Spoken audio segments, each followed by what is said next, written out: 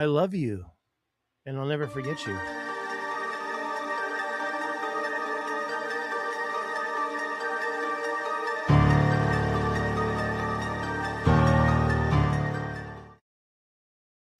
Yo, what's up? What's up? What's up? Y'all ready? Today's a good show on the Whoa! What's up, UFOs everybody? and What paranormal activity, do we need to pull Bigfoot, out? Oh my all this God! stuff. Hello, You're everybody. kidding me. Nice to see you guys. Got Been a Stig while. here, Fat Jesus here. Oh.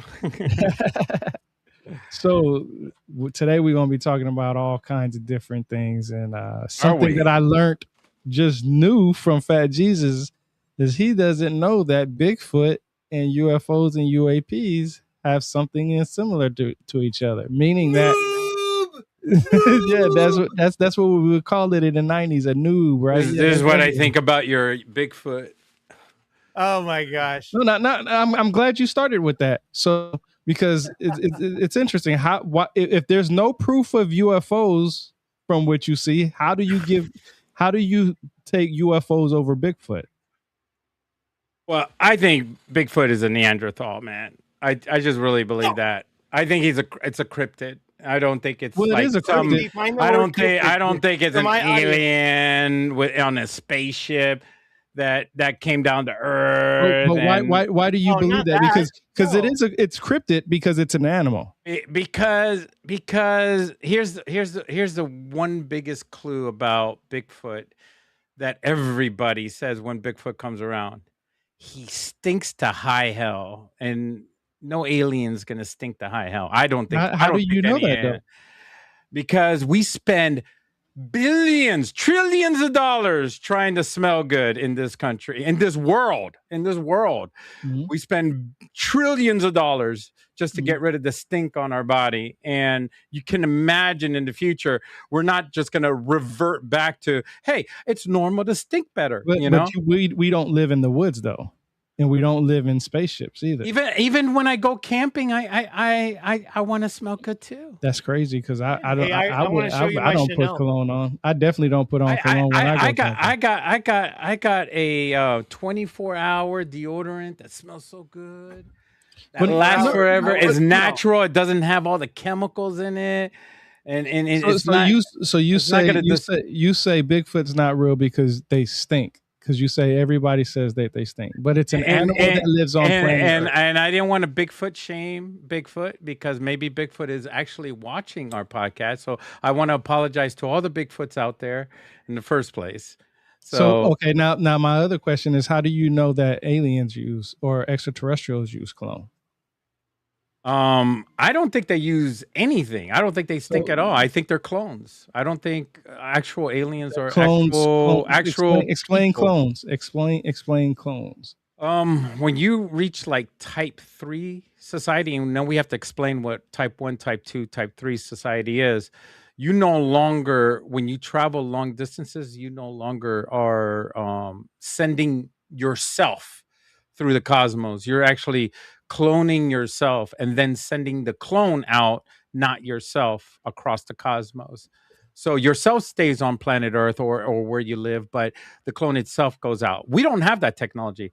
There's no way to theorize or hypothesize that we would do something like that because we're not a type 3 society. But we do hypothesize that if we reach, and this is Elon Musk right now, he hypothesized as a type 3 society that we will have a robotic society or beyond that, like an android robotic society where we're going to have connecting pieces on our bodies and stuff like that. So there is a chance that our future children, we won't be alive by the time that happens. We're not going to be around. And our children's will be around, deciding to clone themselves. And I guess But I think I assume it will be legal then. Not legal now, but I think it would be legal then. I'm confused though, because you don't think that humans would go and be boots on ground on different planets? They would just send clones. Yeah. So that's what I'm saying. So, but planets are different. They're so close to planet Earth. They're not a super long distance away. We can survive. Let's say, for instance, a few months, and now that we have a nuclear power engine that we call it, that it can go warp speed.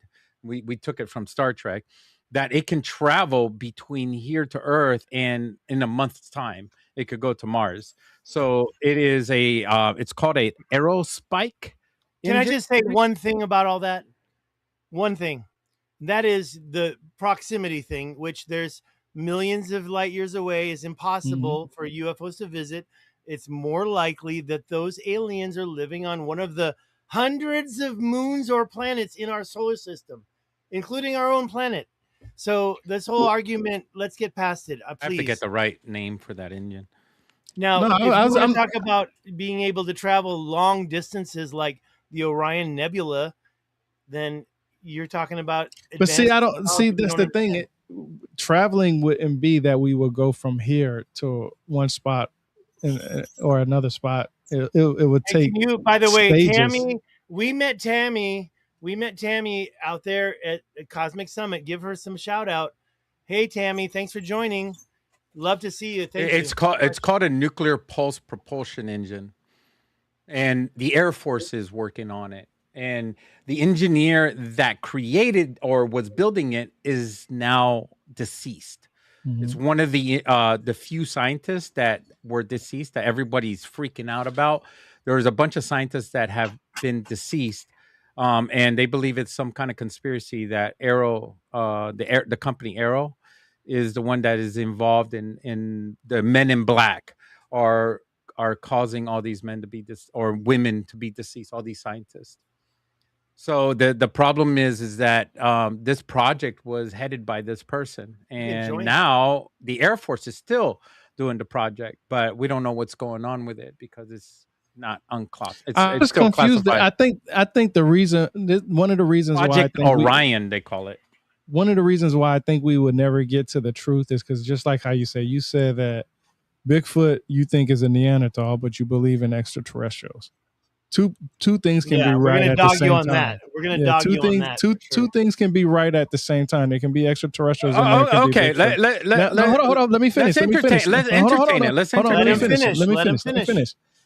When you talk about aliens or extraterrestrials, you said, well, they're not aliens. Well, anything that's foreign to us is an alien. A Neanderthal is an alien to a Homo sapien. Extraterrestrial. No, to us as a Homo sapien. Homo erectus is an alien to us because it's not the same species. Okay, that's what we're defining what it is right now. So an extraterrestrial will be something outside of Earth's atmosphere. So you would have to separate the two, because an extraterrestrial can be an alien, but an alien doesn't necessarily have to be an extraterrestrial. Hey, what are you doing? You're washing your clothes while we're doing the stream? What are you doing down there? And then Bigfoot. Yeah, I was wiping. I got wiping. Okay, I'm taking off the shirt. Bigfoot is definitely alien. That was it. Bigfoot is definitely alien. But I hear you. Yeah. Listen, guys, can I just say one thing more? Yeah, I'm sorry to interrupt you. Tyrone, my mom had a stroke. She wrote a book called 20 Years of the UFO. I'm sorry about your mom. Thank you. She wrote a book about 20 years in Vegas of going to the UFO conference for 20 years. She wrote that book more than 10 years ago. I have that book. If you want to read it, I'll give you a copy of it. But the thing is that she's been doing this for a long, long time. Everything Tyrone's saying right now is true. Tyrone, everything you're saying is correct. I'm going to rebutton this in respect to my mother. And I want to say that she's been doing UFOs since the 70s.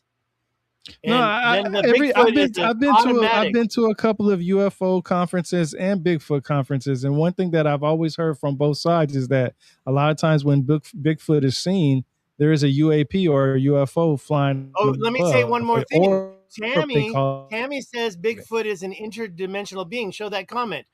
Tammy says Bigfoot is an interdimensional being, and I've been living with that for 40 years. 40. I'm not joking. 50 years with my mother.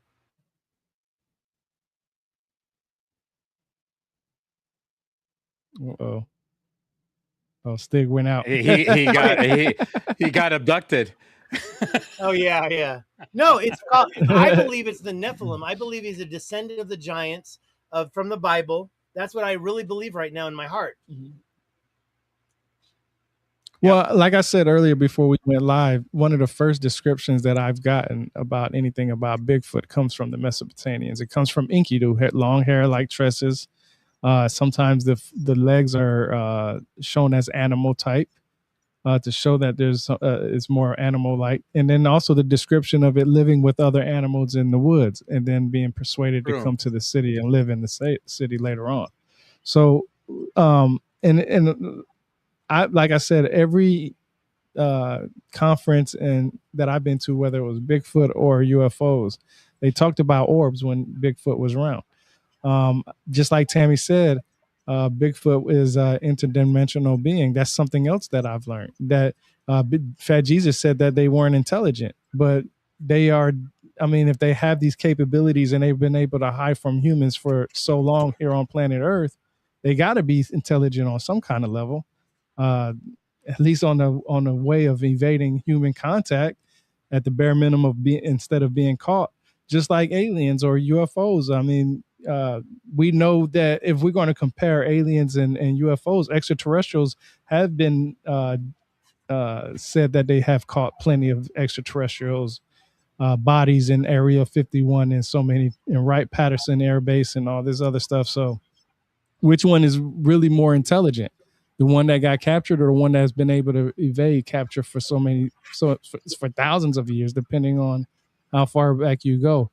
The other thing that's interesting to me about aliens and extraterrestrials is that we hear a lot of stories about inner Earth and, you know, people living with inside, you know, Earth's grounds and stuff like that. What happened to your portrait just now? It disappeared. I'm resetting it. Oh, okay. Never mind. Keep going. So yeah, no, I just wanted to say that. Like, I think when I hear people say like Bigfoot, because I've heard people say Bigfoot was just a different species, different human type species. Also, not every story that I've heard about Bigfoot has been about a Bigfoot stinking. That's another thing that kind of draws my attention to what you said, Fat Jesus, because a lot of times, a lot of people don't know Bigfoot is around until the last minute. Matter of fact, I was just watching a documentary the other day where a guy was in the woods and he seen one, but he didn't say anything about smelling it. It actually chased him. There was actually a video of a lady. I went over it before. It's no longer available on YouTube, but she knew a family of Bigfoot. And it's pretty interesting because I mean, as much as you hear about UFOs and aliens, you hear just as that much about Bigfoot. I mean, it's literally out there spoken about a lot. So it makes me wonder, the reason why we can't get to the truth is because people only accept one part of the truth rather than both sides of the truth. There can be two things can be true at the same time. Hell, the aliens from different planets could be planning these species here on planet Earth to monitor us. We don't know that. True. I mean, you literally just said, Fat Jesus, that it's a clone. Well, maybe it's not always a clone. Maybe it's not. Yeah. So I mean, but I'm trying to use common sense. Who's going to be traveling that far away with their actual bodies? Who said they had to travel? Who said they? Look at that beautiful dog. Who said they had to travel if they could have created? She's ET, man. This is a hairless. This is a Chinese crested. I can't believe you guys didn't notice until just now. She's been, part of the crew around here. She's so beautiful. Or maybe the most ugliest dog in the world. Or is she alien? She could be Aztec. She's Chinese. I mean, if the tongue was sticking out on the left or right, yeah. I can arrange that. No. Is that what you want? No, but like you could look at some of the depictions that they have of some of these Bigfoots, Yetis, Sasquatch, and all this other stuff from around the world. But they don't have to clone anything. They could create it here on Earth. I mean, if they're, I mean, it just to monitor us to the point to see what we would do. What would Tammy, allow stick happen. Around. I'll show you one more, Tammy. I'll show you one more soon. One more dog coming soon. But what else have you learned from your mom about the UFOs? I'm going to tell you something. It's not even about learning from her. I've observed since the 70s. Look at Billy Meyer. Look at those photographs. Those are from the 70s. You have to ask yourself, do you think they're here? Show my screen real quick. I haven't even shared. I'll show it right now. Hold on. I'm going to share screen and then go entire screen, and then I got to click it and then turn on the audio just in case I play music and share. And then there you go. Whoops. Can you see that? Yeah. I know who Billy Meyer is. I got him up. You know who he is. I got the book, but I had to steal it back from my mother, a book that she bought in the 70s. Now, have you seen the images? And I got to enlarge this shit. This is one reason why I don't like Brave. Everything's so small. Let me try to enlarge it. Have you seen these images? And yeah, Wait, slow down. Let me make sure you see it. That one, this one right here, that's one of them. Whoops, why did that happen? Sorry, Art Bell, why did that happen? That one right there on the right, and you can see nicer ones on the right. And these are Billy Meyer images from the 70s, and he claims to have interacted with the Pleiadians, that they were the blondes. They're not the ones that look like bugs. They're the blondes, the Pleiadians, the white folk. Come on now, it's racist. Billy Meyer had one arm. So the question was, how can a one-armed man take these pictures unless they're real? Let me see if I can get over here and scroll down this way. I'm sorry if I was blatant. So that one right there, the Pinterest one, that's Billy Meyer. This is not. That's fake. That's not, in my opinion. That is correct. I've got more. I've got his book. My mom paid a lot of money in the 70s, and I grabbed it because they're very important images. The question is, are they real or not? Can you throw that through the sky like a Frisbee and take a picture of it? Forget this one. That's not the same. Well, I can tell you back in that time frame, no, because the shutter speed wasn't that high. I can tell you that it'll be blurry. So there you go. So this has to be real, right? Okay, I don't know how to get the picture I want to show you. Let me go back. Sorry. That's Pinterest. I'm trying to say that some of these pictures are not the Billy Myers pictures. This one is right there. Billy Myers is right there. I wish I could click on these, but I don't use. You know what? I'm sorry. I should have done this in the beginning. I'm done with. I do use right here. It's called Brave. It's very good, but when it comes to sharing pictures and stuff, it's not very good. So we got to go with the Goo Goo. So let me just do it through the Goo Goo. Well, and let me wait. There's a couple more I want you to see here that are really important. So I'm going to go straight to images. His name was Edward Albert Billy Meyer, often misspelled. There you go. Can we make it bigger? And that one's fake, in my opinion. This one's fake, and that one's not part of his collection either. This one looks like one of the ones that was part of his collection, in my opinion. This is information that's 50 years old. I was literally 8 years old when my mom bought this book. Now, if I click on it, will it enlarge? Okay, I know what we need to do. I know we're going to right click and go to open a new tab. And then we're going to get to see some shit. Sorry. No. Sorry. I was wrong. Let's try to find another one. And one more time, and then I'll shut up. There's a lot of different types of crafts in the Billy Myers collection.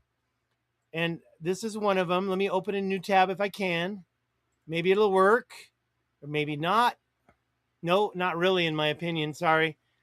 So I'll stop talking, and just Billy Myers was my first influence from my mother in the 70s. And it was so high quality that even and I'm very skeptical. Look at that one. I wish I could show you this. I wish I could show you this. I want to show you the high resolution. There we go. Let's see if I can get in there more. The high resolution. Let me right click it and just save it. This is okay. By the way, I don't know if that's Billy Myers, but it looks like the Billy Myers that I remember. So Billy Myers had a collection of several different types of crafts. I do believe that's one of them. And yeah, this was my beginning, 70s, 1970s. You weren't born. Oh, hey, look at this one. That's a great shot right there. I want to just cut. Here's what I'm going to do. I'm just going to save image as, and then we can open it up, and then we can look at this. These are the different Billy Meyer crafts that he documented. And like I said earlier, Pleiadian type 1, type 2, type 3. I doesn't know that they're Pleiadian. I don't believe in the Pleiadian shit. They were white, bro. White power. Okay, so wait. What about Lyrian beamship? Don't forget the barium beam ship, the Lyrian beam ship at the bottom, the vegan beam ship, and the Dow. Okay, how do they know they were vegan? They were They were. Well, it was because the other ones were stealing cows, and that one wasn't, right? You know what? I know people that the other ones were beaming up cows, and they said, "Oh, that one's not vegan for sure." Oh, but that one didn't take a cow, so it's definitely vegan. It's definitely vegan. No, you can kill a cow and dissect its parts. And if you follow the Noah has 7 They're rocking laws. their chair while they're watching the cows get lifted up. No, hey, let me tell you something I just learned about the Jew.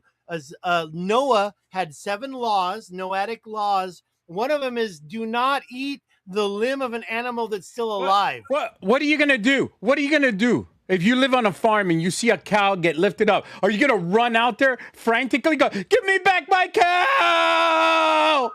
No, you're going to sit on your porch and you go, yep, there goes another one.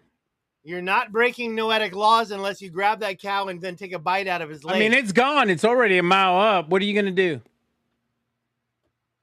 Who's in the house? How many viewers do we got? I mean, what are you gonna do? What are you gonna do? You can't do anything to the UFO. I mean, it's a UFO. It's not, maybe it's the government. You're sitting in your farm. You're thinking, maybe it is the government. They need to get their taxes. They're taxing us cows. I mean, I don't know. I'm trying to use common sense here. Yeah, maybe the farmer doesn't think they're aliens. Maybe they think it's a secret aircraft from the Air Force, and they need some red meat. As long as he doesn't eat it while they're still alive, I'm happy. Yeah. Oh, okay. Well, yeah. That would be horrifying. You're on the ship. You're on the ship, and you watch the poor cow. And they just go at it. Yeah. Like, now we're watching a movie of aliens. Oh, hey, by the way, speaking of that, have you watched Odyssey? Hey, it's better the cow than us, right? Let's take a sidestep and talk about Odyssey. Did you watch it? No, we're not talking about it. We're talking about you. We're not talking about Odyssey? Did you guys do it already? You did it. No, we haven't watched it. Well, it was there was a few scenes taken. Is there any UFOs in Odyssey? Well, it depends if you think Bigfoot's a UFO. It's all up to you, bro. That's the problem. We introduce Bigfoot. We might as well just introduce every mythology. I'm gonna go outside. Krakens, dinosaurs. That's a good thing. That's a good one too. Dinosaurs. Why would you say dinosaurs like that? Well, I mean, you put a helmet on a dinosaur and behind the controls of a UFO. I don't know, man. I mean, here's a dinosaur. Hey, Fat Jesus, one word, deflection. Okay? Here we go. He's gonna fly the ship. But on a serious note, why wouldn't you believe in UFOs if you believe in tridactyls? And there's just as many bones. Tridactyls have long arms, baby. Okay, so come on. Tammy's still here. I'm getting the other dog. They can reach the controls. Okay, we're gonna go over here. We're gonna go over there. They got 3 fingers, but at least one of them. You think everything that is not. You think that everything that's on planet Earth right now has been on there for millions of years? All right, let's break it down. Can a blob? Okay, Doctor Who. They got a enemy. We're gonna hit mythology here. They got an enemy that they call the Dalek, and it's a blob. And it basically, it's a creature that has tentacles, and it builds a robot so that it can move around. So not too far from fantasy, because that would make sense. Why would you can't get around really with tentacles? You don't get too far. So you build a vehicle so you can get further away. What about an octopus? They're super smart. They're what about a squid? They got tentacles. I don't know. So how do you explain that? You got to talk to the octopus about the squids. They're probably going to be biased. They're probably racist. You brought it up. The octopus is like, the squids are dumb. See, you brought it up. Hey guys, I'm going to take Lollipop away. I'm not going to hold this dog all fucking night. This is Lollipop. She's Chinese crested. I took my mom's dogs, and yeah, you guys keep talking about that squids with intelligence. I eat squid, man. Come on. No, I really want to know because the smartest water animal that we know of are dolphins. That's what they say, at least. I know. I They I thought love. it don't. was a I love. I dolphin. I thought love it was a octopuses. dolphin. Yeah. I thought the But they dolphins don't were fly spacecraft. So I really want to be on a Could they? serious. I want to Could be we on a teach them? serious note. Hold up, no, listen. I really want to be on a serious note because Good girl. I promoted this as a serious discussion. So Yeah, I yeah, really yeah, want to yeah. be. I wanted to be on that. If you I'll say show one more dog. One more dog coming soon. if you say all what you said, do you believe that all the species that's on this planet right now is what's been on this planet for millions and billions of years in the past? Yeah. Like there's never been any changes. There's never been any species that went That extinct or anything like that. well, dinosaurs are more related to. Okay, are dinosaurs? The question is, are dinosaurs more related to reptiles than they are Well, to what is a anything else? dinosaur? What is the I definition mean, of a well, I dinosaur? mean, Now it's a bird. They the say now dinosaurs are birds. I can show the you a new percentages. chart. No, I want to know. I want to know what Fat Jesus's definition of a dinosaur is. Well, I mean, a dinosaur is what we consider dinosaurs. No, don't say we, because from a certain go off of what a certain what, period. So they're from no, a what time period that became extinct. so you don't actually Due to have a the wide Wait, extinction no, level. wait. Let's just look at the reality. There's a burn mark in the I'm sorry. What's that? That black matte line that represents when the dinosaurs were killed, and that's when the dinosaurs were no longer dinosaurs, and then megabreccia or the megafauna, the next stepped in. So we got a black mat. We got a real scientific marker from the change from dinosaurs into, say, the saber-toothed tiger or So how do you mastodon. explain the bones then? How do you explain the bones Which that ones? they find? I'm not sure because I'm not a scientist. No, I no, just know Fat what I was Jesus. taught. How do you explain the bones that they find? What do you mean? Explain the bones. I don't know where you're getting at now. They The found. science. I think he's saying, found, how do you explain yeah, the science? yeah. They found bones of dinosaurs, or what they call dinosaurs. So how do you At explain a them? certain, they find them at a certain. I'm sorry. Let's go back. What's your main premise? Are we all disagreeing on something? No, Fat I just Jesus. want to know. I just want to know Fat what Jesus, his. what's I his just want to main know what. premise? Yeah, I just want to know what he. That's why I said I wanted to be on a serious note. We're talking about dinosaurs from a long time ago that Yeah. because of their evolution, they No, could the be cataclysm. they The could cataclysm. they could be the apex predators of our Earth.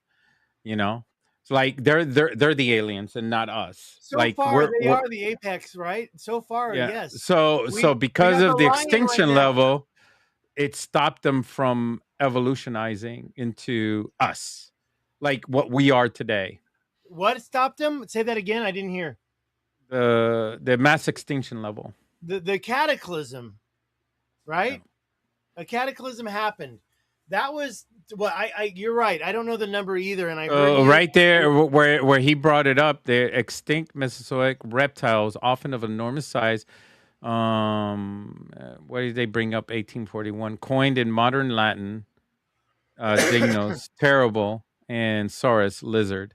So, I mean, they assumed that they were of origin of lizards, but even with DNA science today, they find different types of like just like us, like they find different types of DNA in us that relates to different other things as well. So You know what I want to ask? Where do the tridactyls fit in? Where do the elongated skulls fit in? There's a lot of stuff that's about why ancient I times brought that's it up, not because he included. says he made fun of it. He made fun of the Bigfoot theory. He made fun of the dinosaur theory, but the tridactyls. I mean, how do you explain that?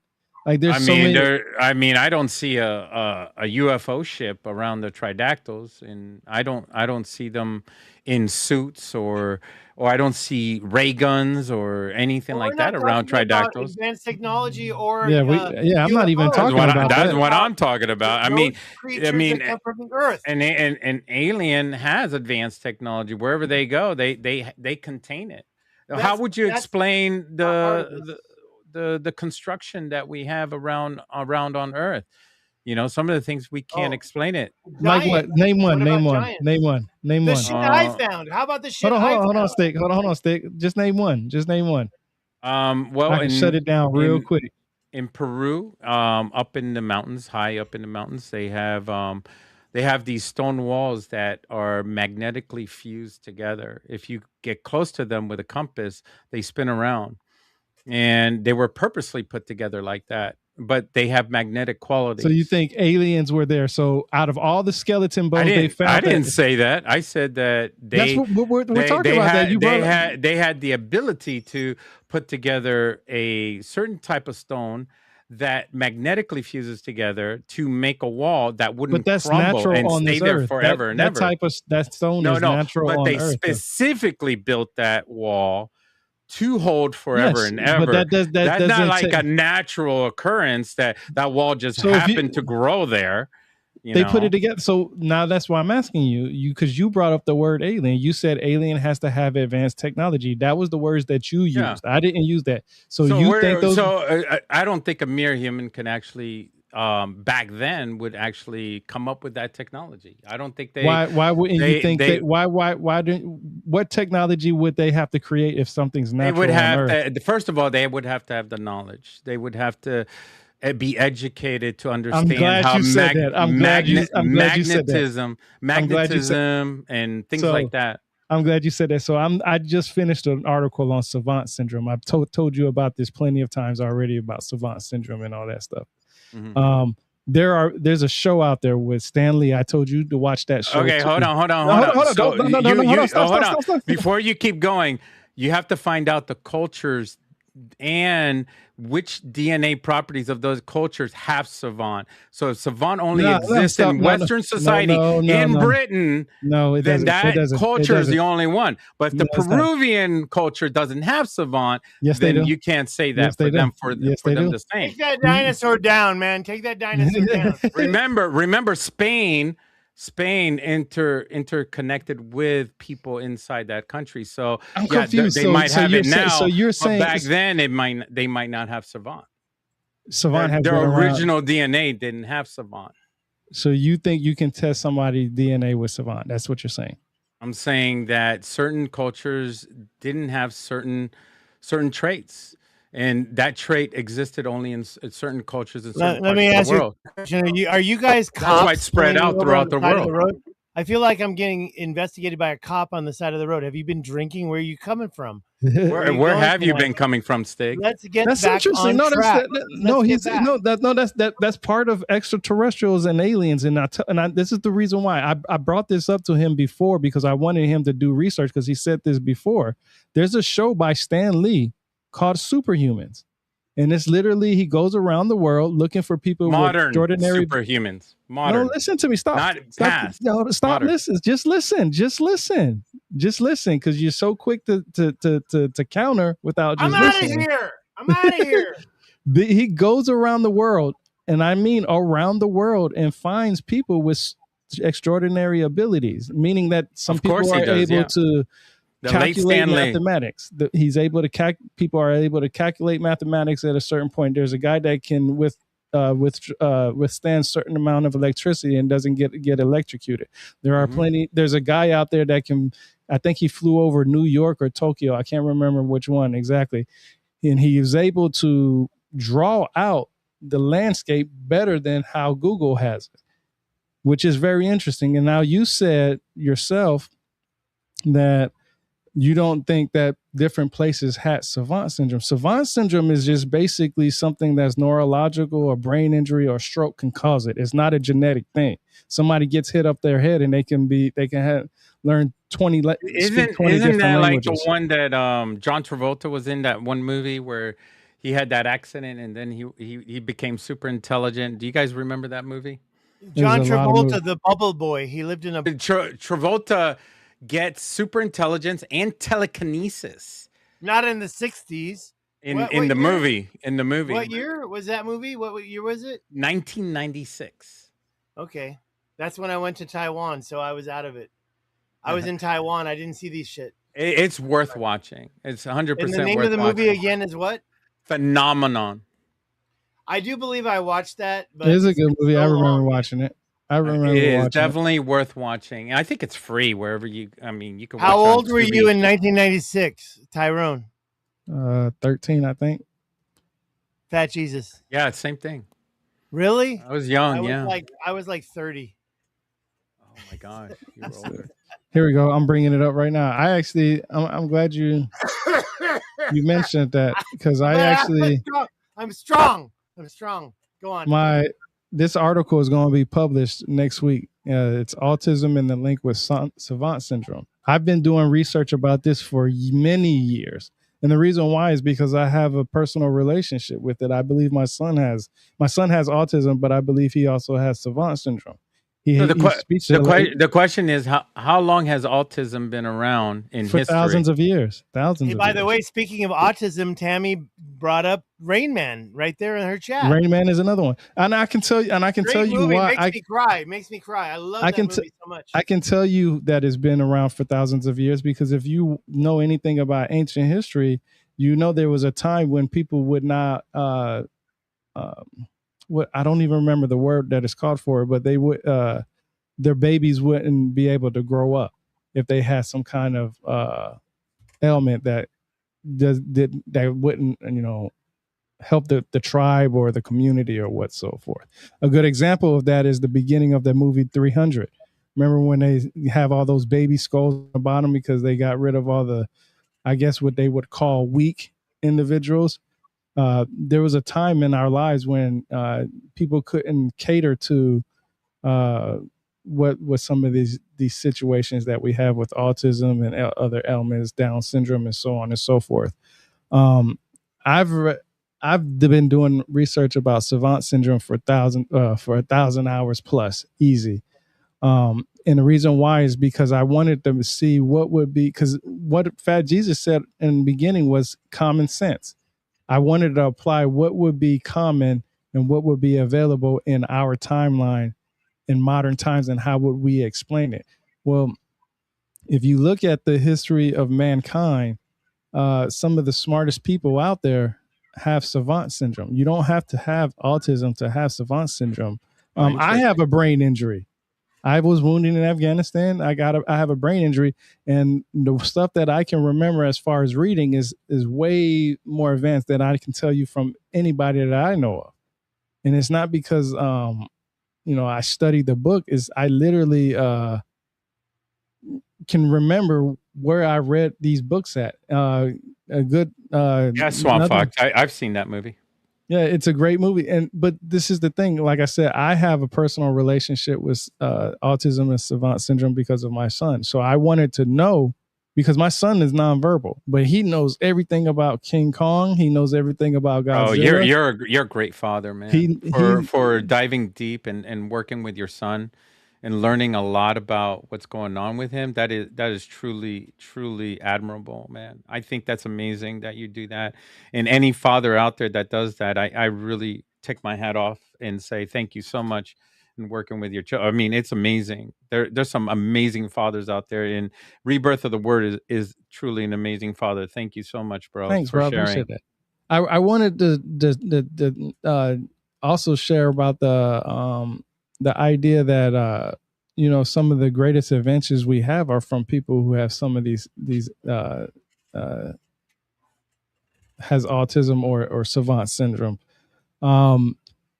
The reason why I wanted to look into this is because I wanted to see how could this apply to us in modern times. If somebody can do mathematical problems faster than a calculator, that just tells me that if somebody was able to do that thousands of years ago, they were able to look at the sky and do a mathematical equation of how the sun, moon, and earth moved, or any of the other planets, and seeing how certain things happen. And I know a lot of people would say, well, that's alien or extraterrestrial or so on and so forth.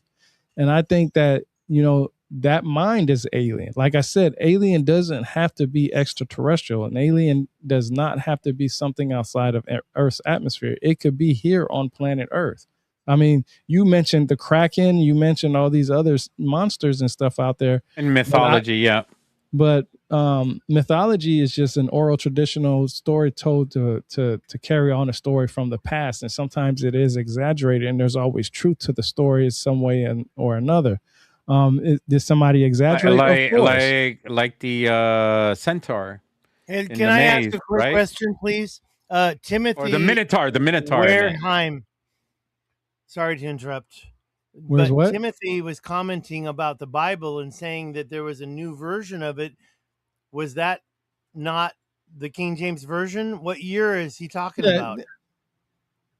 No, he's You know this guy, who Timothy. Timothy We got Wareheim. we always get new people. Well, this guy's saying that King Edward Not of England not everybody couldn't stomach the that gets Bible on and here is printed it. our best friends. You saying you want to send him to college? I give him $5. No, I'm joking. I don't know if I agreed with him or not. I'm just saying that he had some comments about the Bible. Yeah, and that's what, and I'm glad you brought that up, because one of the and we just talked about this the other day. I'm interested in Bigfoot, UFOs, paranormal, all that stuff, only because of the simple fact that I understand mythology. I literally tonight's understand it to topic. the point. I understand it to the point where I understand how the story can be exaggerated, and I also know how the story can be told in a factual sense. I look at it, mythologies, like I look at based on a true story movie. You don't know exactly everything that happened in the movie, and you had to fill in the gaps. And of course, you had to make things entertaining and all this other stuff. But when you watch or read these myths, it gives you a sense that something out there might possibly be true. So my thing is that, okay, so we look at the aliens that are not extraterrestrial here on planet Earth: Bigfoot, dolphins, penguins, dinosaurs, whatever you want to think, want to Hello, think of. Constitution, Chris. Hello, But Constitution. none of these Chris. species, they're only intelligent for their surrounding area. We're intelligent because of the simple fact that we can create technology. But how many people can really go out there and live in the woods and survive, right? How many will be tested the evolutionary process of sustaining life outside, of our technology? A lot of You know people how to wouldn't eat make it. bugs? You know how to eat bugs? A lot of people would die the first minute they would go out trying You got to to eat every bug that comes in your mouth. You eat the bug, and then that's life. If we are going to the grocery store to buy groceries, we just need to eat bugs, man. What are you talking about? So this is Just eat bugs. Timothy was talking about, if I'm not mistaken. Hold on, let me see if I can. Hold on. It's asking me to Eat the do a lot of stuff. bugs. The bugs are out there flying around, and you just eat it, and that's calories, bro. If you eat 100 dragonflies, Protein. That's protein. how many dragonflies do you need to eat to make you live? Probably 100, maybe one. I don't care. Dragonflies. That's why I bring it up, because a lot of people wouldn't be able to survive, right? They like wouldn't. A lot of people, a lot of people would go out there. Bugs, and then you're good. And Are you really good? Are you? I was in Thailand. I saw the bugs. I saw the fucking. You can eat the cockroach or take pictures of the cockroach that they're selling to eat. I didn't eat that shit, man. What do you think? I'm fucking crazy. But if I had to, guess what? I'll be eating that cockroach. I'll be eating it with some honey, a little sugar. A lot of sugar. I'm trying to bring up a website on King Henry, and every website that I've been going to, they want some kind of money for you to unlock the articles, and that's why why my website is totally free. My website has no ads in there. It has none of that stuff. It's straight to the point. Give them the information, or and people can do whatever they want to do with it. That'd be pretty hard. Constitution Chris, the dragonflies are the fucking they're the alpha male. I mean, if you could cook them up and make them crispy, if you make them crispy, you ain't needing put a little chocolate on them, But why not? So let's go. So you believe, Fat Jeezy, you believe in the Pleiadians? Pleiadian. Oh, wait, we're going back to the aliens. The Pleiadians were the ones that Billy Meyer claimed Well, were the visitors he took pictures of. let's Do I let's have to find. show the I picture mean, again? let's find Here, out. let me share Let's my find out screen. where's the originality of Pleiadians I can tell being you that a. easy. I mean, Go, we go, ne- go. Say we it. should No, we let should Rebirth know say it. Let where did Rebirth it say it. start? Where did it start? Yeah, where did it start? Rebirth. Where did it So, start? Go. so I'm about to bring up some good sources for you. So there's a lot of sources out there. You should know this, Fat G says the Taino tribe. We They talk talk. about the Taino tribe. So I always have sources. So I'm gonna just start bringing up my sources so there's no confusion. Yeah, we have a podcast about Here the we go. Taino tribe. So A all right, separate this podcast? is from this book right here. It's called The Mythology and Religion of the Tainos. It says, given all this, there can be no doubt that among the other purposes, these plazas and calendric function. In fact, the annual cycle, the Taino year, was framed by the morning rise of the Pleiades in early June in the same direction where days later the sun rose on the summer solstice. Did you guys know this? Not you guys, but I'm talking to the chat. Yeah, just ask them. Don't. No, by the way, listen. I don't agree right now. So far, I'm not agreeing. Keep going. No, not. That's just one source. That's just one source. It's not about you agreeing. This is something that. This is another. Hold up now. That the I'm going to tribe. give you. That's one side. That's one source. The Book of Enoch says, according to Haggai, Book 1, Chapter 4, punishment of the fallen angels, the angel Sheshmahazi lusted after a maiden named Ishtar. However, she tricked him to reveal the ineffable name of God. Ishtar used the name to ascend to heaven and escape the violation of Shemhaza. God rewarded Ishtar for her by commemorating her as the 7-star constellation Pleiades. So that goes back to the Mesopotamians, right? Now I'm gonna see if I can find some more. Because I've been here we go. Here's another one. We got with the new creation of woman, the definitive. We love Stig. Stig always is welcome. No, I just wrote it. If you call me combative, you're trying to beta mail me. I'm done. I'm done, guys. I'm done caring. I don't care. I'm going to give you my opinion. It don't matter. Just ignore it. Well, it's not that guy, but don't give it too much attention. I just want to get the truth out.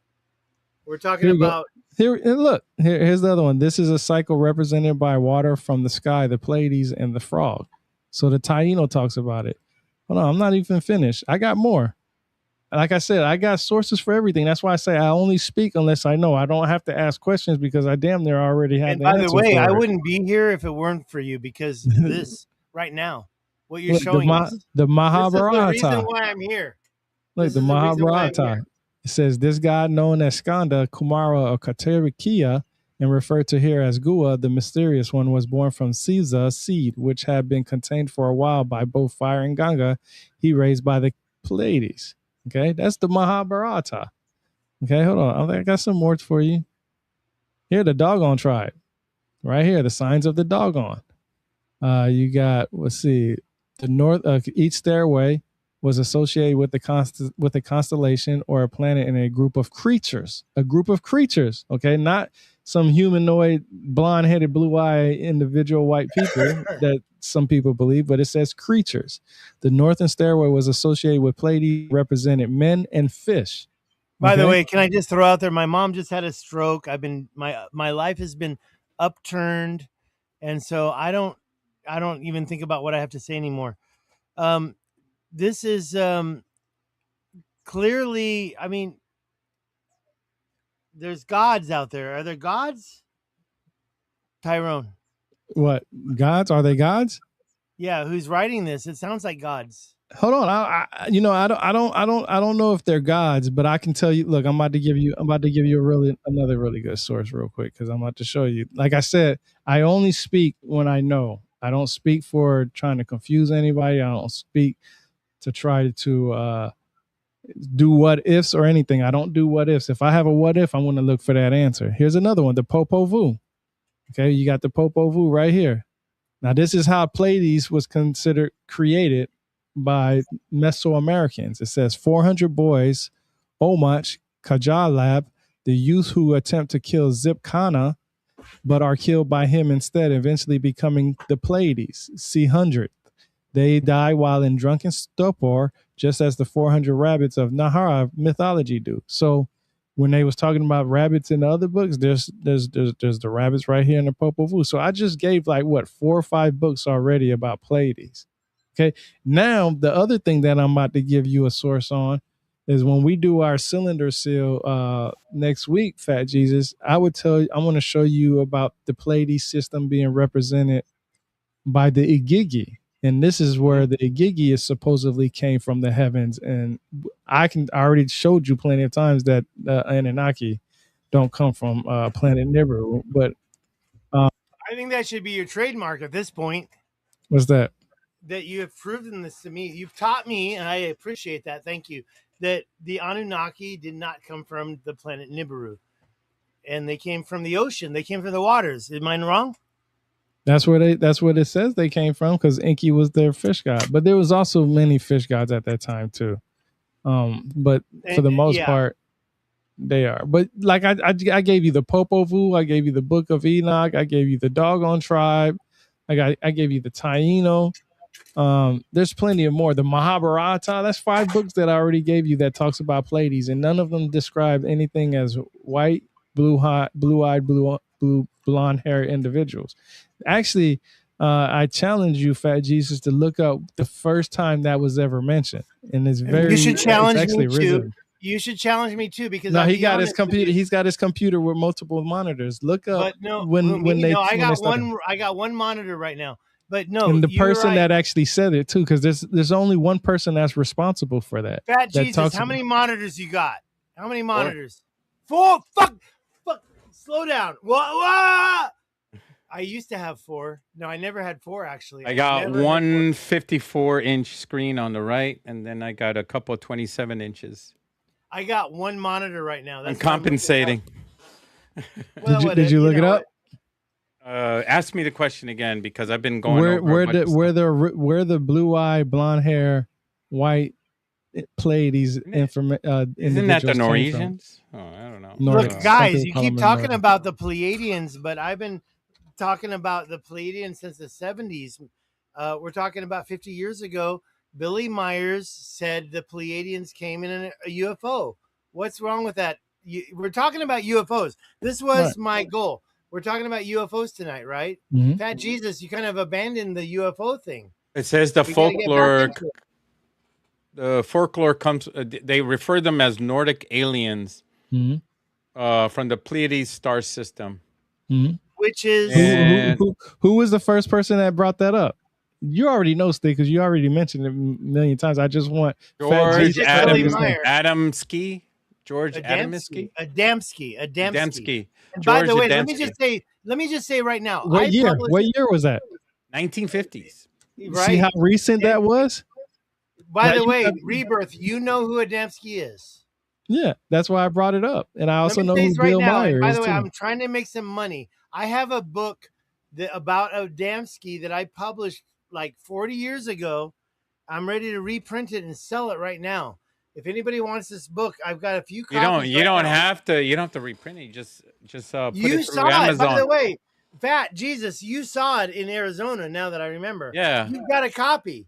Just put it through Amazon. Amazon prints it. When people order a book, they print it on demand. You're right. I should do that. You're right. But guess what? It's only a few. It's not that thick. But I don't want to. Okay, Adamski is one of my earliest references to UFOs. What is Adamski famous for? One sentence. Was he abducted? Did he go on the ship? I don't think so. And I think he did. But I think he was not abducted, but he went on the ship. I might be wrong. So Adamski's important. Billy Myers important. That's the 70s. And as you just mentioned, 70s, Adamski's is the 50s. And yes, Roswell. No, George Adamski did not claim to be abducted, nor is he considered an abduction victim in UFO lore. Instead, he was the world's first and most famous contactee, meaning he claimed his encounter with extraterrestrials were entirely willing and peaceful and cooperative. Mm-hmm. That's the same as being a prophet, right? Pretty much. If you, yes, that's the same as being a prophet. So I don't believe that. I guess I'm a prophet because I met rebirth of the word, you know? Hey, I introduced you, bro. Don't forget that. I mean, without rebirth of the word, I wouldn't be here on this podcast, you know? Oh, and But then I guess I'm a prophet now, you know? you got two people who talked about the Pleiadians being blonde hair, blue eyed, white individuals. Now I've always said this myself. Scientifically, they say the closer you are to the sun, the darker the skin will be. Right now, if Yeah. we have extraterrestrials in space, of course they wouldn't have brown skin, so they would be a lighter white, Yeah, like maybe gray albino or type, something like that. So that would being white. it makes sense. It makes sense. White doesn't make sense. Black, of course, definitely doesn't make sense. But gray does make sense to me. I'm not sure. Yeah, that's pretty cool. That's pretty cool, bro. My mother had this, and yeah, this is the crash New Mexico. in New Mexico. And this is just a sculpture, right? But I had to show it. I was given this away at Contact in the Desert, and nobody took it. I'm like, just take it. Just grab it and take it. And they wouldn't fucking take it. So it says right here that it wasn't just the Nordics he met. He also met others like from Venus, from our planet Venus as well. Space brothers, he called them. So we did a podcast with oh man, what's his name? Oh man, I can't remember his name. I have to Samuel Chung about the book The Oba Prophecy. I've read that book at least 2 or 3 times. You broke up the Oba what? The something prophecy you said? Prophecy? The Oba Prophecy, something like that. Okay, that was unclear. Yeah, and I think I've read the book like 2 or 3 times. But when you read the book and then you know about the Bible and about Enoch, it almost sounds like he's the second Enoch because he was abducted, he was taken into space, and he was given certain information that he was supposed to bring back to Earth and give to people. He also talked about how each planet had different individuals. So there was a planet for Black people, there was a planet for white people, there was a planet for Asian people of different sorts of Asians, and so on and so forth. There were a planet where animals, certain types of weird animals, were on, and this was actually a deep, deep thought out explanation of his abduction is through that book. Samuel Chung is actually the forerunner on that right now. He's actually the guy. I've done like 4 podcasts with him, and he goes into deep details about it. He's actually translated it into the Chinese, into China. What is it? What's the Chinese language? Stig, I forgot. Chinese language. When you talk about the writing, it's Chinese. There's It's just Cantonese. There's Chinese. When you speak it, it could be different. Chinese is tough. Yeah. So he translated it, and I can tell you, like I said, I've always been interested in aliens. Only reason why, because when I read the Bible, and I bring up the scripture about Jesus,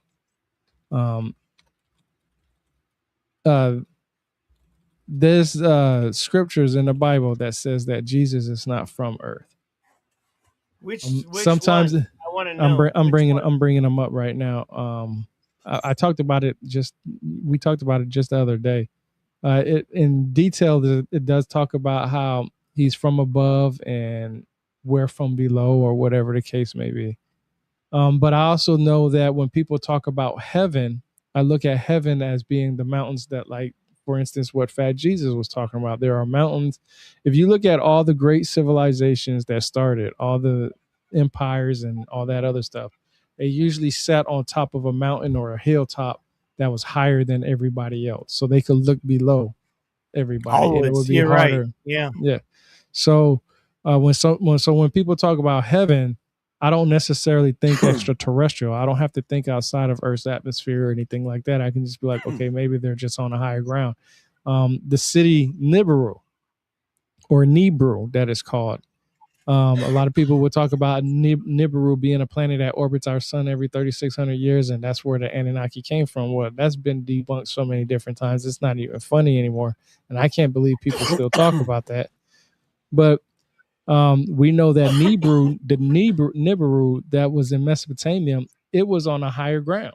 They actually have a picture of a city of this location on a much more higher ground than other places. So I don't always think, I don't look for something and say when somebody says, "Oh, look, they said up there, so that means they came from outer space." I don't want to take away the true facts about extraterrestrials, aliens, Bigfoot, or whatever it is out there. I want to be that type of person that says, okay, how can I explain this in, like Fat Jesus said, the most common sense way? I don't have to substitute my feelings just to uh, feel good about extraterrestrials. I know that they're real because of the simple fact that they said that there's billions of galaxies out there and suns out there.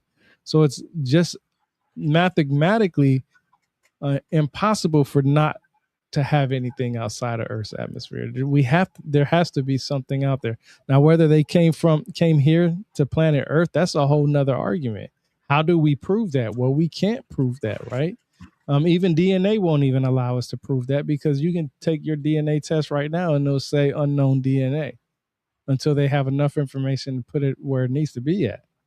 So it's Yeah, not. they have different parameters for DNA, but I mean, everybody's going to have an unknown trait in the DNA. But when you take those DNA tests that they give you around the world, like that To Me and all those other ones, Ancestry, they have like certain parameters that fit within the narrative of that DNA.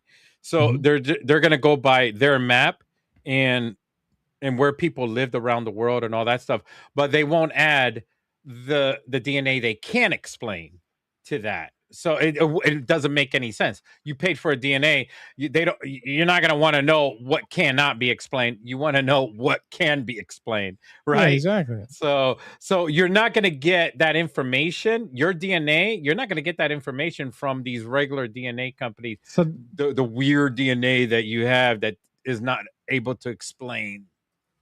yeah, so that brings me back to labeling things fact and fiction, which is like in your case, you say you don't believe in Bigfoot, you think it's a Neanderthal. If that's the case, um, how do you explain the orbs and UFOs that are always surrounded with them? Well, can you agree with me that an intelligent being would be that one that flies a spacecraft or No, has no, technology? no, no, no. I won't agree with Not that. about To the me, Bigfoot flying for a space. me, an advanced civilization is a more farther and more advanced than human civilization, and has been on Earth much longer than humans, and stay hidden But from humans. that's not the definition of an advanced civilization, though. You're creating something for your No, argument. I haven't created anything. Yeah, This you is did, actual. because This is actual.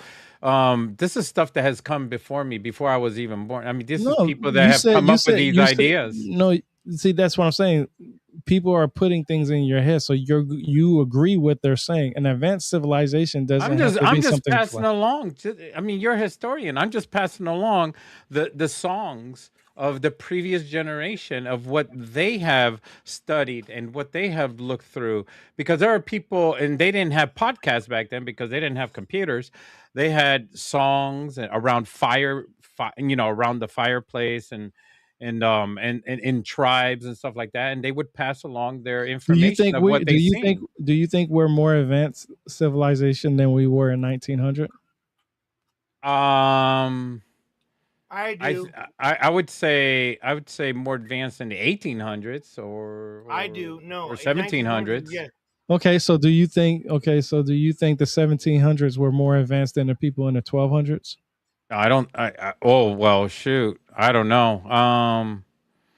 I mean, just look at the inventions from 1200 to 1800 to 1700. There's a gap. Well, in between the 1200s, they didn't really. There are certain advancements in history that they were able to do leaps and How bounds. about the toilet? The toilet. Let's talk about the toilet. The light bulb. I mean, just think No, about the that. toilet. In the 1900s, yeah. I mean, without Nikolai Tesla, Edison would never have figured out there would be a coil inside the light bulb. I think both of those guys because they worked together on inventions, and Nikolai Tesla worked in conjunction Well, they didn't with work Edison. together like that, but they complemented each other. Hmm. By one had one thing, another. I bring I that think up, they and contradicted each other. They they did that too, and they both did that to each other too. But I bring that up because look, I always say this to people, and this is why I always ask people what was so advanced about the civilization of Atlantis. When if we starting off and we're going to hunt animals, we're going to hunt animals. Probably start off with probably stone or sticks of some sort. Then later on, we're going to create bow and arrows, and now we have rifles. That's every one of those That's an inventions. interesting concept. The bow and arrow is something that I always am so intrigued, because the bow and arrow is an extension of one's arm, or throwing a rock. Because we started off with throwing rocks, right? There is a competition in Europe, and where the I believe it's in who wears the kilts? The Scottish. Scottish, yeah. So there's a Scottish competition where they pick up boulders and they throw them. They're so strong, and when they throw these rocks, it's so powerful. If you get hit, you're going to get hit and get knocked out. I mean, I throw a rock, you're not going to get knocked out, because I'm just not that good at doing it, because I never practiced all my life since I was a child. But there's these kids that practice all their life for this competition, and they can throw these boulders for long distances, and it's amazing. So the arrow, where the hell did the arrow come from? Who invented the bow and arrow? Like, what were they thinking when they designed the bow and arrow? Is just fascinating to me. I don't know if it's fascinating to you guys, but it's so intriguing. It could have the been architecture somebody of it. with savant. It could have been somebody that looked at a Could be, stick yeah. You and looked could at probably something watch and say, hey. the Death of Robin Hood, that movie that our friend Dr. Diddy tried to. She wants to see that. She probably saw it, the Death of Robin Hood, to find out he's not even a good guy anymore. Oh yeah, Well, that's true. I bring that. I ask about, and I've asked you plenty of times too, Stick. What do you consider an advanced civilization? Fat Jesus said that they have to have the ability to fly. So we're no longer going to see any more advanced civilization since we already know how to fly. So You want me to answer that? stuff, I can answer that. Yeah, go ahead. Okay, so you know me about the Rashad structure, and what Plato wrote is probably the end of Atlantis, 9,600 whatever years ago, the Younger Dryas event. That's the end of Atlantis. But what about the beginning of Atlantis? The Easter Islands, could that have been part of Atlantis? Your buddy, by the way, why'd you call him out today, man? Why are you trying to start trouble? Your buddy, you called him Goofy today. Oh, Dan. Dan Richards. Yeah, he thinks that the Easter Island was Atlantis. I can't disagree with that, but it's 50,000 years earlier. And the story that came from Plato. He's just trying to make a damn name for himself from everybody else. He's going back on Joe Rogan soon. So that means he's successful. He's successful. He need to. He need it. He need it. He definitely needs it. I need it. Who don't need that? I need that. No, you will never be on Joe Rogan because nobody's going to take you serious, bro. You're not entertaining enough for them to take you serious. And I'm being 100% honest with you. I mean, he literally, I'm not arguing with people all the time. No, I'm not getting into it. That's what I'm saying. You don't do that. You don't waste your time. That's why I said what I said to him earlier about being. Why would you attack people who are lying? Are you going to attack all the 7 billion people that are possibly lying on this planet? No, you're only picking somebody that can make you famous. That's what most of this is about anyway. Because I could tell you right now, let's just be honest. Look at the stuff that I share on X. Literally, look at the stuff that I share on X. I literally share I literally share nothing but the books that I've read, the articles that I've read, the sources that I've read. I'm even boots on the ground to a lot of historical sites. That's true. And I'm not, and I do not, and everything that's on my account, I don't attack anybody's stuff on my account. I go under their stuff and say that you're wrong on that. I don't go quote. Well, it's very rare that I'll quote somebody's stuff and say this person's wrong But I do interviews. I do all kinds of stuff. And if it was really about true honesty, Yeah, you guys' last guy had his here album. I give you a perfect example. This is a perfect example. I've heard Dan and George Jimmy Corsetti say, well, how did they cut the granite at the pyramids in Giza? Well, we're going to do a show next week on cylinders. And they actually talk about how the Egyptians cut stone with emery. Literally, it says it in this book. I've been saying that for years. I've been telling people for years. There's two ways they could have cut the stones, and one of them was emery. I brought that up so many different times. I found the book from the 1800s, 1840, something like that, somewhere around there. I can't remember. I did grow up using an emery cloth. And it literally talks about using emery cloth, to be honest. It literally talks about how emery. Matter of fact, I'll bring it up because I posted it on X. Like I'm telling you, if it's really about knowledge, if people was really out there wanting to know knowledge, they wouldn't be following some of the idiots that they would be following now. And I'm telling you because most of the time it's always about, for them, it's always about how to get that viral moment, how to get that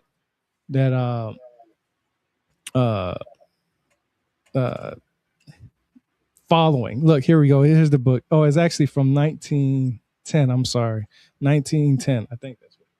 Yeah, 1910 is the cylinder seals of Western Asia. Okay. Right here it says Assyrians had no knowledge of the diamond until the Indian conquest of Alexander. We learn from Petri, Pyramids and Temples of Giza, page 173, that the Egyptians did all their fine stone cutting with emery. It literally says that. You look up, can emery cut granite? Yes, it absolutely can. So now how do you apply that to how did the Egyptians use that? Well, now you got to turn emery into a damn tool. How long ago? It says right here. And then it says emery sand was found in abundance in Ethiopia. So the information came from Ethiopia on how to cut these stones. How long ago was this? Do you know? Do you have a? It says the Egyptians. It's okay if you don't know. It says Egyptians did all their fine stone cutting with emery. Yeah, but how long ago? So that means 2000. If it's the Egyptian, the Egyptians or the Greek? I just saw Greek.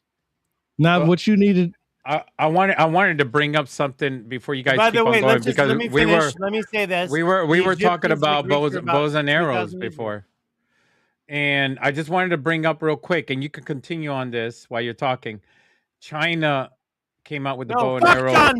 Fuck John Bows. 30,000 to 45,000 years ago. And China wasn't China back then. So you guys know that was a completely different era altogether. Okay. What do you mean China wasn't China? 30,000, 45,000 years ago, they transformed into China later on in history. They went through different empires and things like that. But just so you can have an idea, Japan is 11,000, 14,000 years ago. They had the bow and arrow. And then India also had the bow and arrow 48,000 years ago. So much longer than in the northern Asian continents as well. Not to mention Rome, right? Fuck Rome. It makes me wonder if there were any ET intervention in human history. Maybe that's what I'm saying. Their depiction of gods came to Earth and gave us this technology so that we can. But there isn't no depictions from that. There's depictions literally from Earth. That's what I don't understand. You're looking for aliens when you're saying, "What if they had this?" And I'm telling you that they literally have depictions from Earth. That it comes from Earth. They don't have it coming from any planet. So that's why I'm trying to figure out. Yeah, but they're worshiping gods. God doesn't always mean it came outside of Earth. The gods replaced the gods with ETs. Not every god was gods that came from. That's what you say. No, I don't say that. That's not what I say. That's what you're saying. No, that's not what I'm saying. That's what the depictions are actual. Show me a depiction that says that. Give me one. I'm not saying it says that. I'm saying that. No, that's what I'm saying. We didn't live in that time frame. So, but are we assuming that they didn't? But I'm not assuming that they didn't. I'm saying that there's nothing out there that shows it yet. But we have depictions of them showing that they came from Earth. Well, We there are literally have that. people saying that, So those people that's saying those that. gods that are blue, they're reptilian.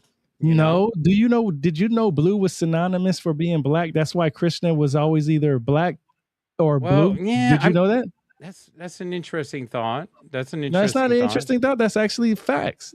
He was depicted in black or blue. Blue is synonymous for black. That would make sense because blue sticks out so much better against off a stone than if you would paint it brown. Because So, if you paint something brown, it would be so dark that it would not contrast off of the stone, unless the stone was painted like a lighter color in the background. but I want to see the depictions or the people that say that these things came from extraterrestrial. That's what I want to see. I don't want you to say and tell me what people are saying that. Who are these people that's saying that, and where's their information for it? Because if you're asking me, well, where do you think they came from? I said, well, all the depictions that I've seen literally shows somewhat a way that they come from planet Earth. Show me a depiction where they say and not something that's drawn by a man that's in the 16, 17, 1800s. Somebody who read the Bible and who believed that they came from other than, planet Earth. Oh, I mean, we have a Rick von Daniken. He believed that the Eric Von ancient Daniken. aliens were that the Hindu gods were ancient aliens. Eric Van Daniken didn't know what the hell he was talking about. I mean, I don't know how you could say that. I mean, he was over there. I've read his book. I've read his book, and I can tell you he didn't know what the hell he was talking about because when he later got information, he still believed that they came from extraterrestrial. Where does it say that? Where in the text does it actually say that? They never provide you an actual text. Read his book. His first book is 100 questions. He talks about the Vimanas. Now, what I want you to I know what you did. I know what you did. I know what you did. Ancient texts are interpreted as alien spacecraft or unidentified flying objects. Now, I want you to look up where that actual theory first started and where that came from. Since you looked up AI and you like to look it up, ask AI. I'm just doing my research. I'm just going over what. But this is something. This is not AI. I'm just going over what Rick Von Daniken is saying. So you think Eric Von Daniken is the sole reporter of extraterrestrials? He's the godfather of everything that we talk about. Ancient. He's not the godfather, bro. Ancient astronauts. Oh yeah, he is. He is the godfather of ancient astronaut. No, he's not. He is not. He is. He is not. He is not the godfather. He came right before. He just wrote a book that got very famous. He is not the godfather. Plenty of people have been talking about this stuff way before he even started. He just wrote a book and he got famous off of it. That's it. Oh, because without him, we wouldn't be talking about it today. Oh shit, the hell we wouldn't. I didn't even know who Eric Von Daniken when I was 10 years old and I was talking about that this means stuff. that you were out of touch. That's why. No. Let me ask you, have you read his book? Have you read his book? Oh yeah, man. Okay. So open up that book. Wait, let me just cut in here. There you go. So Eric Von Daniken. Wait, let me cut in. Hold on. Where Eric Von Daniken is not the equivalent of UFOs. Exactly. So, that's my point. That's exactly what I'm playing. If you read it, then he should know that. That's my point. I've been listening to UFO stuff since the 70s. Eric Von Daniken. Here's his signature. Met him in person. That's why you speak. I got it too. I'll show you too. I got it too. outside in the bunk. I got his signature in each one of these books. He never talked about aliens in the sense that it was accurate. Now tell me what cuneiform tablets, because he talks about the Anunnaki, right? Right, Fat Jesus? He talks about the Anunnaki and all that stuff, right? So now I want you to tell me where from the Anunnaki that they came from planet Nibiru, because he talks about it in his book. Read it and weep. Huh? Read it and weep. What's that supposed to mean? It means I got all the books. Okay, now so tell me what. So did you research outside of his books, or did you just go off of his books? My father worked with him. It doesn't. I don't care if your father. I got my information from my dad. Okay, that's fine. That's fine. So, I mean, you get your information from books. You don't get it from real sources. So I get it from real sources. Okay, what's the real source? Give me a real source. My dad. Okay, so your dad knew Sumerian. No, my dad knew Eric Van Daniken, and Eric Van Daniken did the resource, did the boots on the ground, and you should know because you do boots on the ground. So you should respect other people that do boots on the ground. But did he read sources outside of those boots on the ground? Of course he did. Okay, he went all over the world. So tell me where the end, because I'm starting to understand your mentality now. I really am. You said that Eric Van Daniken, your dad worked with him, you got the signature, so you hold him as the extraterrestrial. So Eric Van Daniken, his first episode for Ancient Aliens, it was pretty much his idea about each and every civilization that talked about these different. Are you talking about Gaia? What do you have, a subscription to Gaia? Ancient Aliens is on History Channel, bro. That you didn't know that Ancient Aliens started off because of Eric Von Daniken? It's literally the first episode. You know, I never got a chance to watch Ancient Aliens. So that's why you need to watch that to be informed. I'm just busy reading the books. That's all, and just spending time with my dad. Okay, that's fine. How Eric Von Daniken was. No, that's fine. I'm not trying to say anything bad about your father. What I'm saying is, I guess when a TV show builds up on a person, and when they create something, they make the person bigger than what they are. You know, they make it more interesting, and they just you know, they don't cover everything who that person really is, and what kind of research that they do. You know, like the thousands of hours of research that they do in when they travel around the world. It's not like Rick Van Daniken was just a VTuber. He was just hanging out or something like that. He actually did his research. Okay, so I'm going to show you something, because this is very important, because I don't say anything about Eric Von. Like I said, I don't say anything about anybody unless I know. So I actually. I mean, I don't down you. No, here we go. Because you do your research, right? Stop.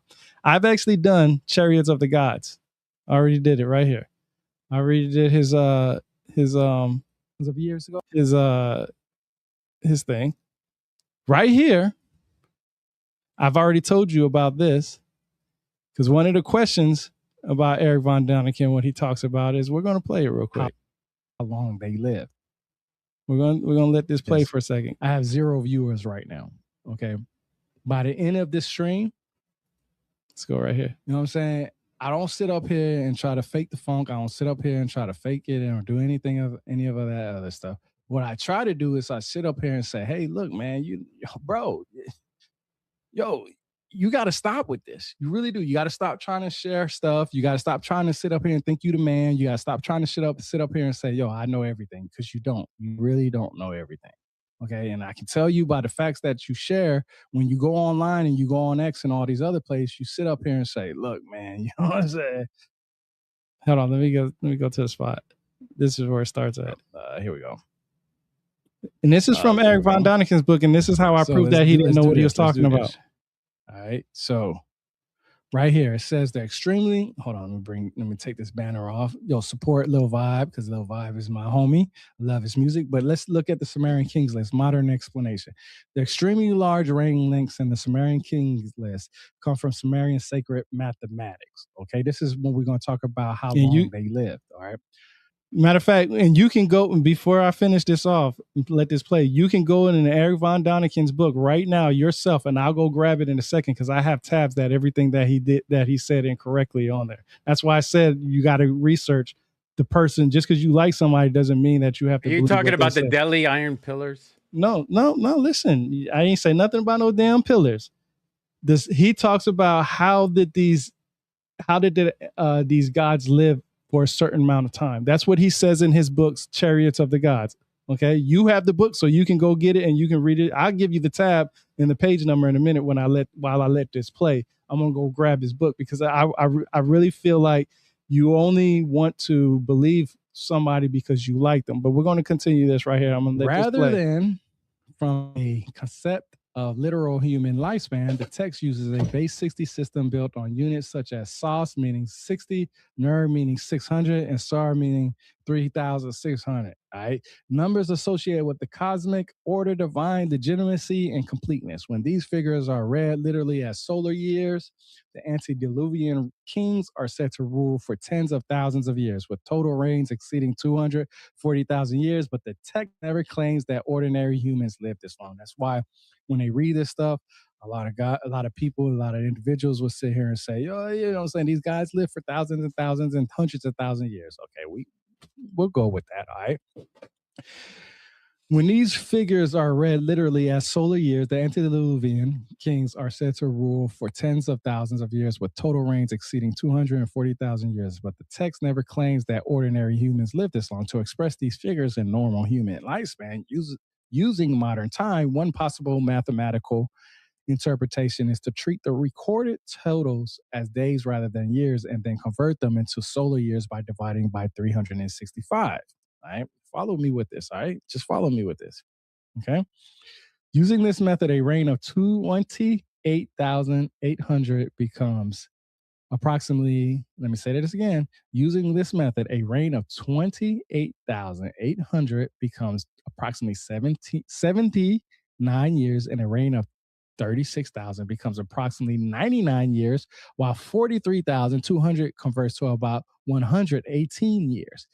This does not assert that the ancient scribes intended a day-based system, but demonstrates that the sexagesimal system structure can be mathematically translated into human scale while preserving its symbolic framework. In this interpretation, the antediluvian era represents mythics or cosmic kingship before the flood, after which reigns rapidly decline into historically realistic human ranges, marking the shift from divine to human history.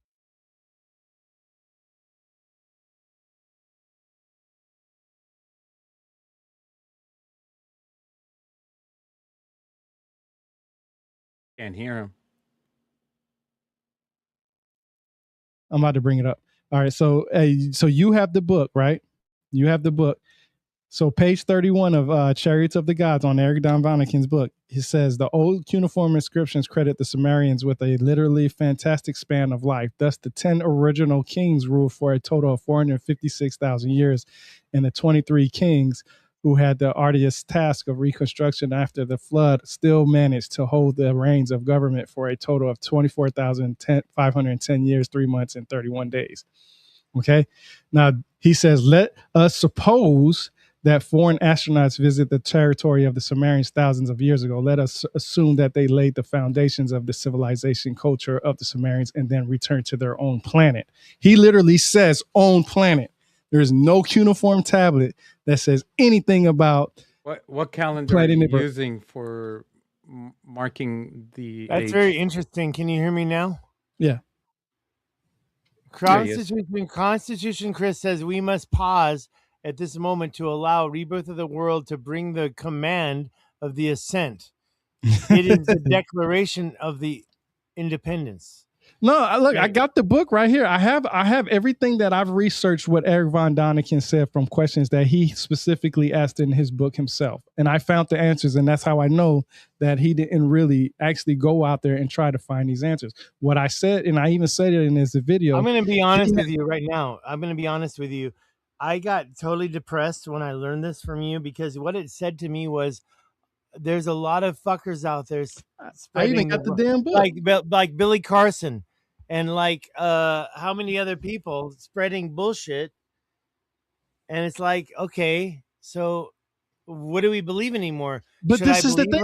Eric Von Daniken says I mean, you're holding on to that one book and you're hugging it so much. But did you read about the Twilight of the Gods, the Mayan calendar? I've read every single one of them. Okay, that's what I'm telling you. Then you would know that he was basing the timelines by the Mayan calendar and not just by our Gregorian calendar. The Mayans had many different calendars. So which one of the Mayans ones did he use?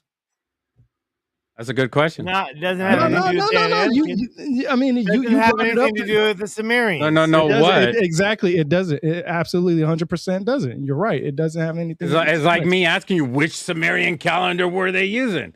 You know. Which one? So, Do they have more than one? I want like I to. said, look, How like I many said, thousands of Sumerian calendars were there? You know. look, like I said, page 31 of Eric How von many Daniken's American book. calendars are there? Eric von Daniken literally says in his book, let us suppose that foreign astronauts visit the territory of the Sumerians. We just did, Fat Jesus, what I've learned from reading the Ubadians, and I gave you the timeline of the Sumerians based off the Ubadians. Do you remember that time frame? Mm-hmm. What was it? I remember us talking about it. I don't have a good Okay, memory. so the Ubadians came before the Sumerians. Okay. All right. Now look, here's another thing. On page 32, right here, he says in his book, he says, in what form did the Sumerians imagine and depict their gods? Sumerian mythology and some Akkadian tablets pictures provide information about this. No, the Sumerians did not specifically depict anything about gods. Their writing system literally started off because of trade. The depictions of the gods themselves and the talking about the gods themselves came a little later. That's why I said we're going to do one on the cylinder seals to give you a better idea of where this information comes from. And that's why I always say that the Sumerians, everybody clumps in everything to the Sumerians. And that's not true. Okay, the Sumerians didn't do anything. It says right here, stars are depicted in Akkadian picture tablets as we might draw them today. No. That's why I told you we will go over a cylinder seal. I just showed you which cylinder seal we was going to go and for. to answer your question, he used a long count calendar. Okay, here's another one. Which is a vast historical cosmological cycle that uses a cosmological cycle. This is what Eric von Daniken was using. He also says impossible questions to be on page 35, impossible questions to be sure, but does that mean that we should not ask them? Yeah, you ask the questions, but then you also got to look for the answer. Okay? You can't just say, hey, okay, the people in India, when they talked about the Vimanas, they talked about aircraft coming from, they were flying objects. It literally meant flying chariots. And there's a breakdown linguistically on how that came to be. And it didn't have to do always with flying objects. We even have those in the Bible. Yeah, and guess what? And you know what? I'm glad you said that. And you know when they are mostly seen? In the imagination, when they're in meditative state. So you're saying that Ezekiel was imagining the whole thing? Yes. Look up, read the Bible, and it was in a vision state. He was meditating. That was the longest vision I ever. So you never had a dream? You never had a dream and felt like it was a long dream? No, not at all. So you don't understand what lucid dreaming is then? Because we talked about that before. That detailed? Do you know what lucid dreaming is? I guess he was a savant. Do you know what lucid dreaming is? I do. I've been doing it. I don't have the definition at hand. That's why it's important. Heard of it, yeah. That's why it's important when you read his stuff. Because this was one of the first alien books that I've read about the stuff that he talked about. This is actually one of the reasons why I said, hey, if they're going to consider Eric von Daniken the man, then I need to be able to find what he talked about. Are you an expert at lucid dreaming? I am. I've been doing it. I actually practice lucid dreaming. 1 hour at a time. I've been waking up every hour all night long. I practice it. Yes. And it's a sweat dream. It's like a freaking, what do they call it? Where you have a sweat dream. I don't sleep enough to get dreams. So I sleep like 2 hours, 3 hours at a time. I only sleep 2 or 3 hours. I only sleep 2 or 3 hours. That's excuses, bro. You're already doing it. You're already doing it. You don't even know it. That's why I said. That's why I told you. And then I don't remember them.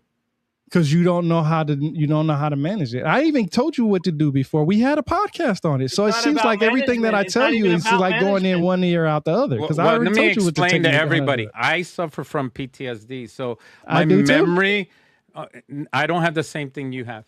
So my memory shuts down, and I have to use. I have to use. Can you please let me talk? Can you please let me talk? I literally have to use technology to help me to remember things. So I actually have met another veteran when I was in a special type of camp for veterans, and he didn't have any memories whatsoever. So he would forget every single time, and he had his wife helping him. So he would have to remember who I was through a phone, and he definitely would never remember me ever. Like his Okay. memory was shut down completely every single time. So he had to remember people by pictures and names. And I myself don't have that issue. I mean, I don't have the extreme problem that veteran has, but I have problems as well with memory as well. So I do have a disability when it comes to that. So I have to keep looking at my notes. I have to keep on looking at stuff, and I'm not as fast or quick as you. And obviously you're a little bit faster and quicker, and you have the ability to remember things, and it's harder for me. So I do apologize if I don't come up with It's from the certain reading. He's a some reader. That's answers. why. Me No, too. no. Look. I'm glad you said that, Stick. Look, I don't never dismiss anybody's stuff unless they can't give me any actual evidence that I can read for myself. Like I said, I have Eric Von Daniken's book here. I have tabs on here exactly what I found that was incorrect on here because it's outdated information, of course, and I found things that lines up with some of the other stuff that I've learned. I can tell you, out of all the books that I've read, I never put my emotions into it. I can never do that because then I would never get to the truth. That's just real facts. I would never get to the truth if I allow my emotions to get involved. I don't Well, care. what if is the truth?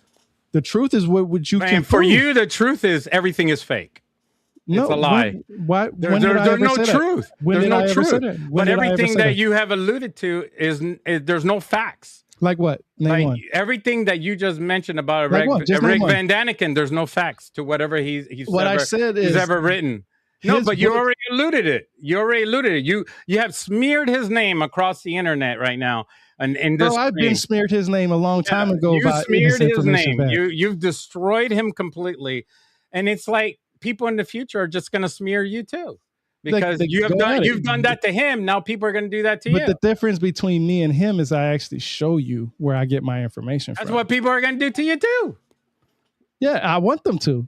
And what did I tell you a long time ago? What was it that I told you a long time ago? I said I want people to prove that I'm wrong, so that way I can remember the information better. That people are fighting against time, because the information that they're dealing with then could lead to something false. So he had to deal with the stuff that the information that he had was the best that he can get, because he didn't have what we have today. We have the internet. We have all this information. We have gathered so much information that we can say, oh, that was false.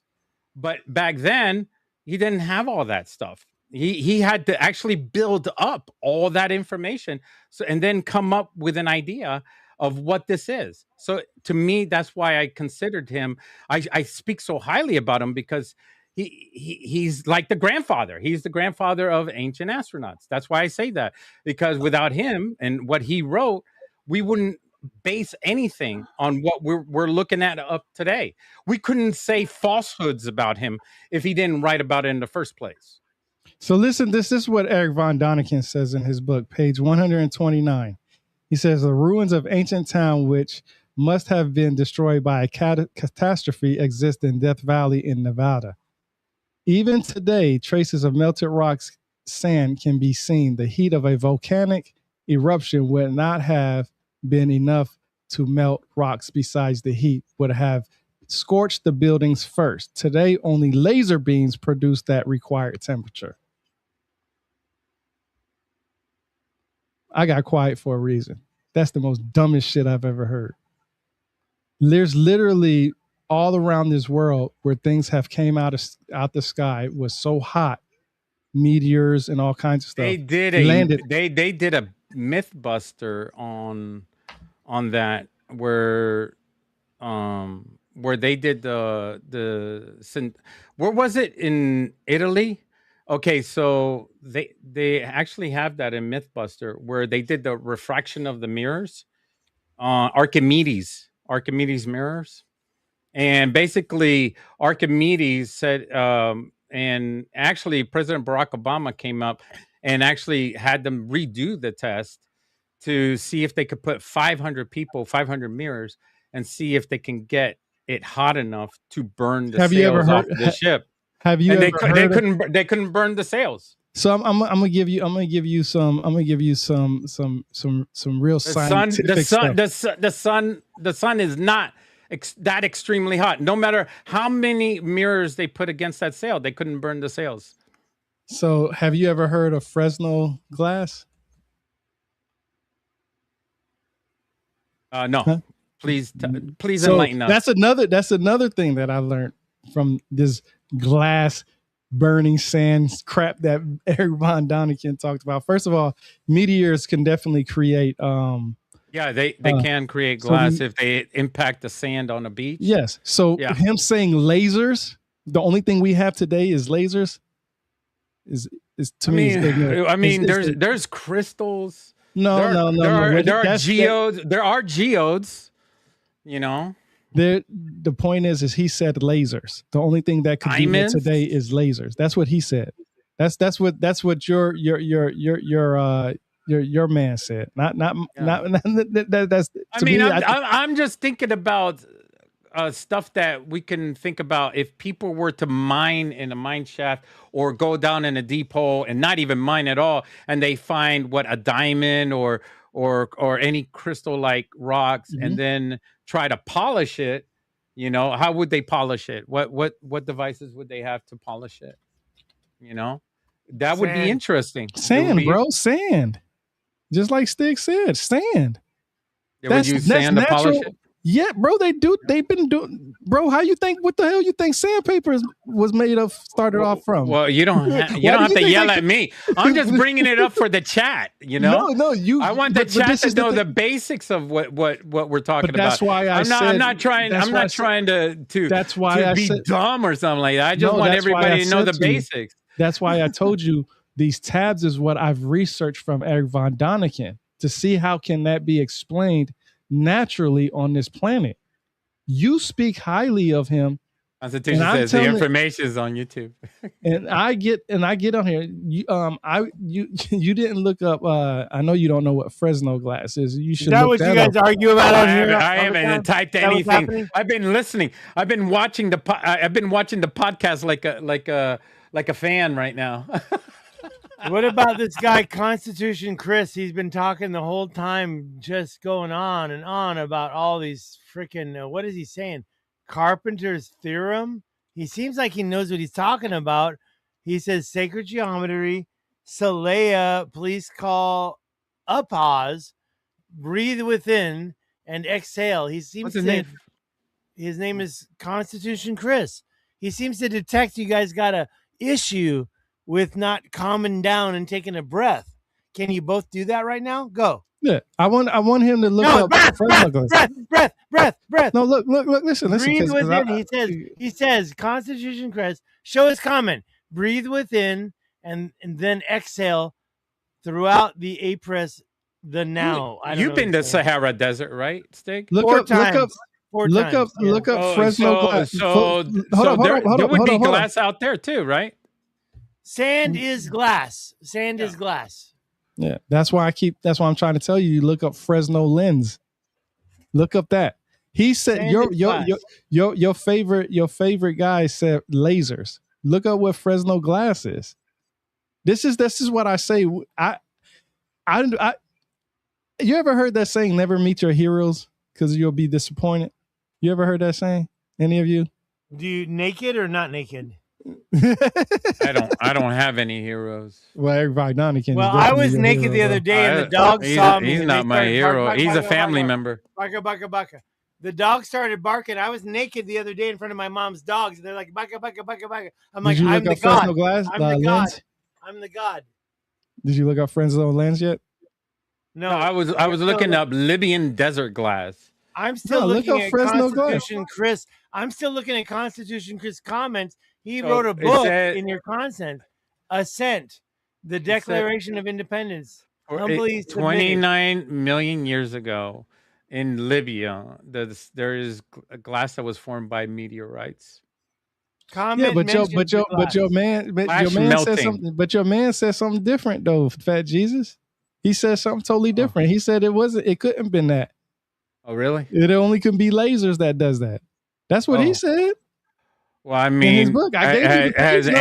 has anybody been able to prove that just regular glass can cut That's through why stone? That's why I told you to look up Fresno lens.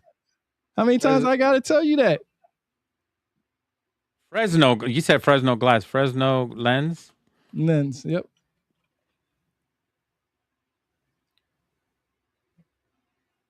And what is a laser? What does a laser look like? Is FRESNEL.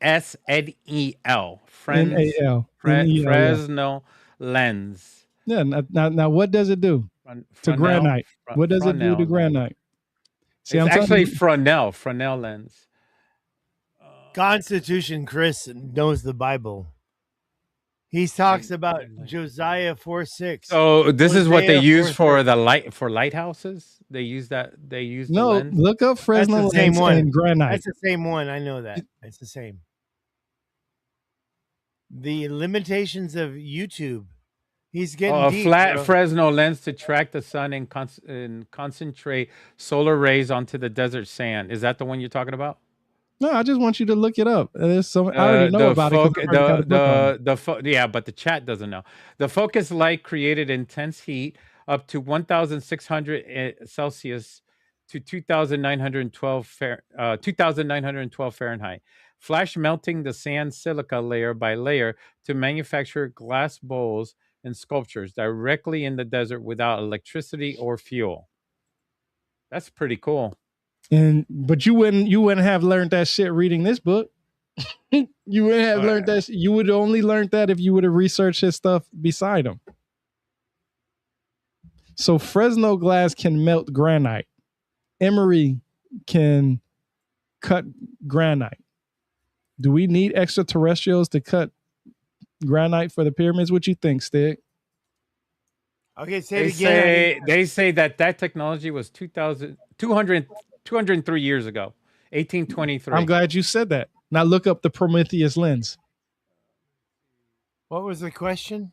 I asked you about what you I can't remember the exact question, but what do you think about the whole idea with Fresno melting the sand and all that other stuff? I don't know. To be honest. I mean, regarding what? I mean, I don't know.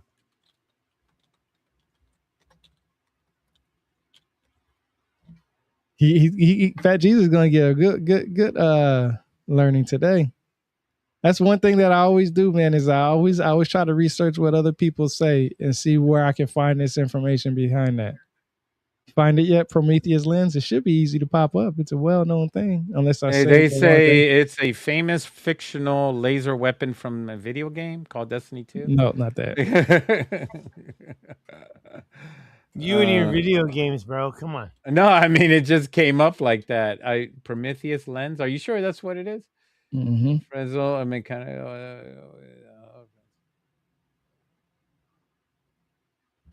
How the Prometheus lens works? It just talks about the game. So you don't know. It doesn't say anything about the Prometheus lens as a actual thing. Okay, look up Greek mythology then. Let me type it in there. Greek mythology. I might be saying it wrong. Probably. Maybe it'll come up with Prometheus lens. It should. I'm pretty sure it's Prometheus lens, or I'm probably thinking of Prometheus stole fire from the gods. Is that the one you're talking about? Nope. Hold on. I'm gonna type it in and see exactly what. If I might have said it wrong. I could be saying it wrong. Hold on. Why is it bringing this? Let's see. Okay, hold on. Let me type this in. The Greek story about the magnifier. I don't see anything either. It's called the Burning Glass, maybe? Nah, it's I don't know. All right, take it easy, Tammy. Take care, Tommy.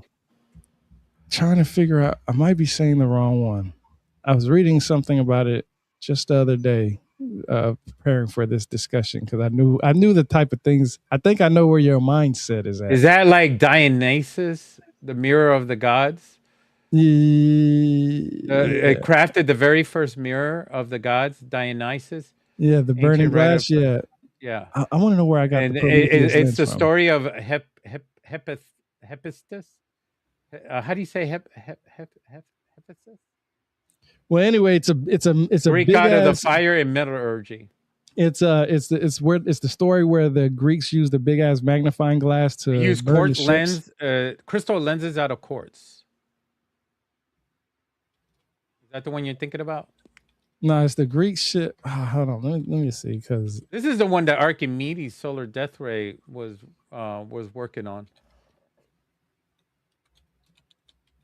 They think that he was using a crystal to magnify the sun's ray.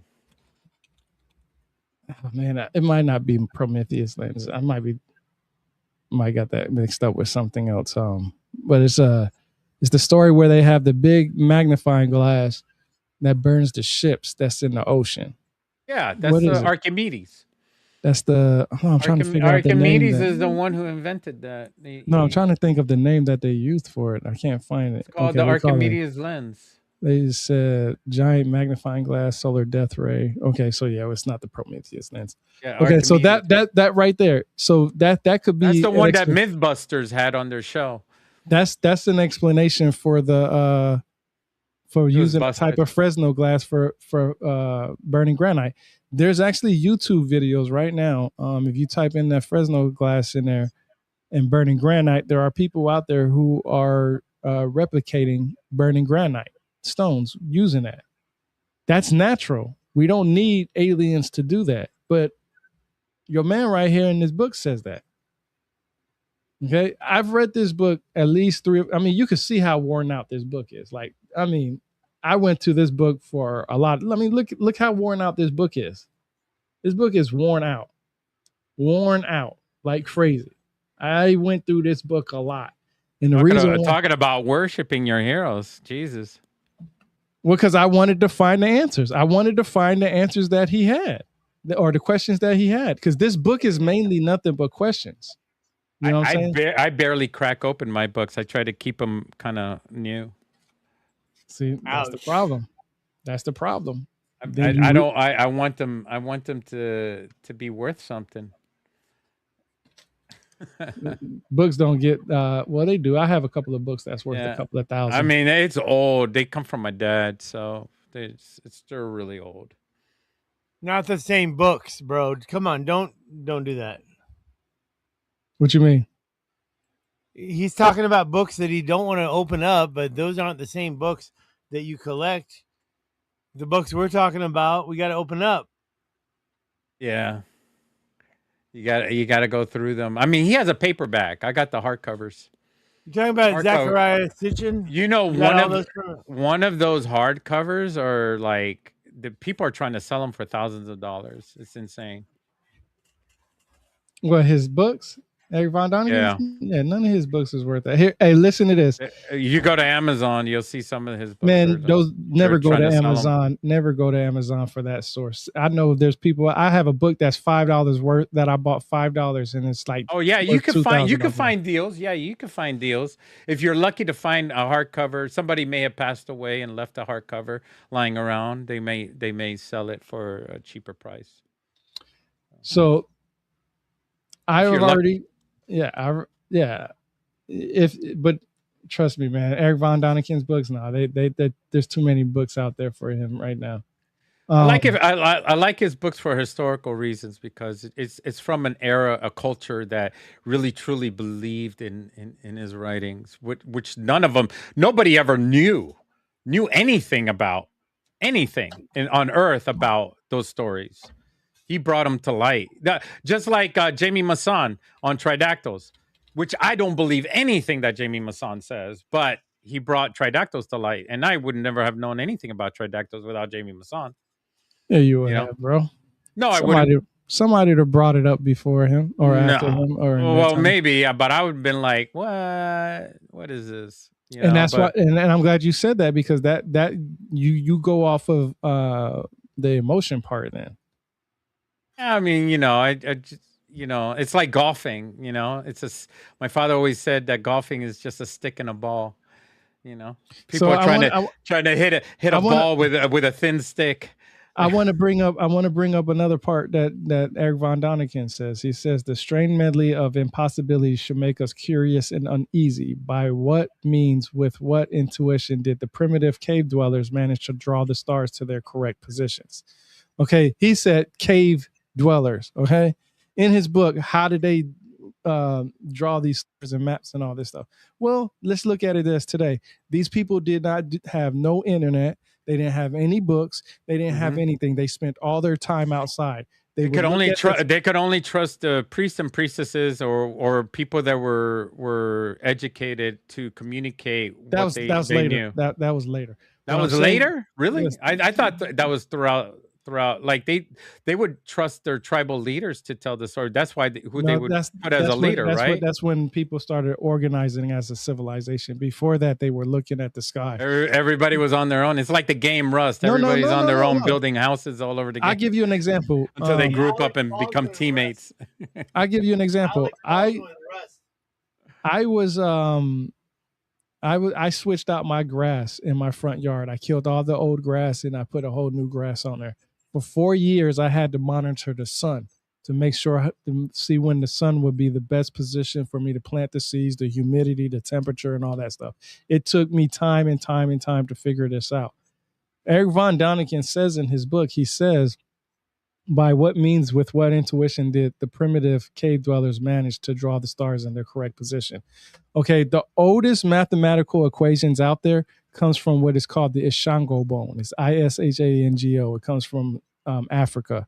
And the first mathematicians, I always say, were women because they have a deep connection with the moon cycle, meaning that their menstrual lines up every certain amount of days, just like the moon, right? The moon comes out on a certain amount of days, and they can tell by certain time frames. And when women get together in close proximity, their menstruals seem to line up with each other. Not exact dates and so on and so forth, but they line up together. So the first women who were looking at the moon were the first mathematicians. He said, your boy, Eric von Daniken, says, what intuition? Well, obviously he didn't know about the Ishango bone then, right? We also have mathematical equations before that. Matter of fact, there's a lot of mathematical equations throughout Africa that goes back almost 80,000 to 100,000 years where it's in there. You can look at Napta Playa, the location where it's like Stonehenge, where it's an astronomical site in Africa. You can look at the Adams calendar / Inky's calendar in South Africa, which some people say lines up with the solar system or with a type star system out there. So when he says what intuition, it makes me wonder, why did you say that? Because obviously there's plenty of people who have these intuitions. Here's another one. Impossible questions to be sure, but does that mean that we should not ask them? Well, you asked the question, you should have answered the question, hey, well, I found the Ishango bone. He didn't write about that. Okay?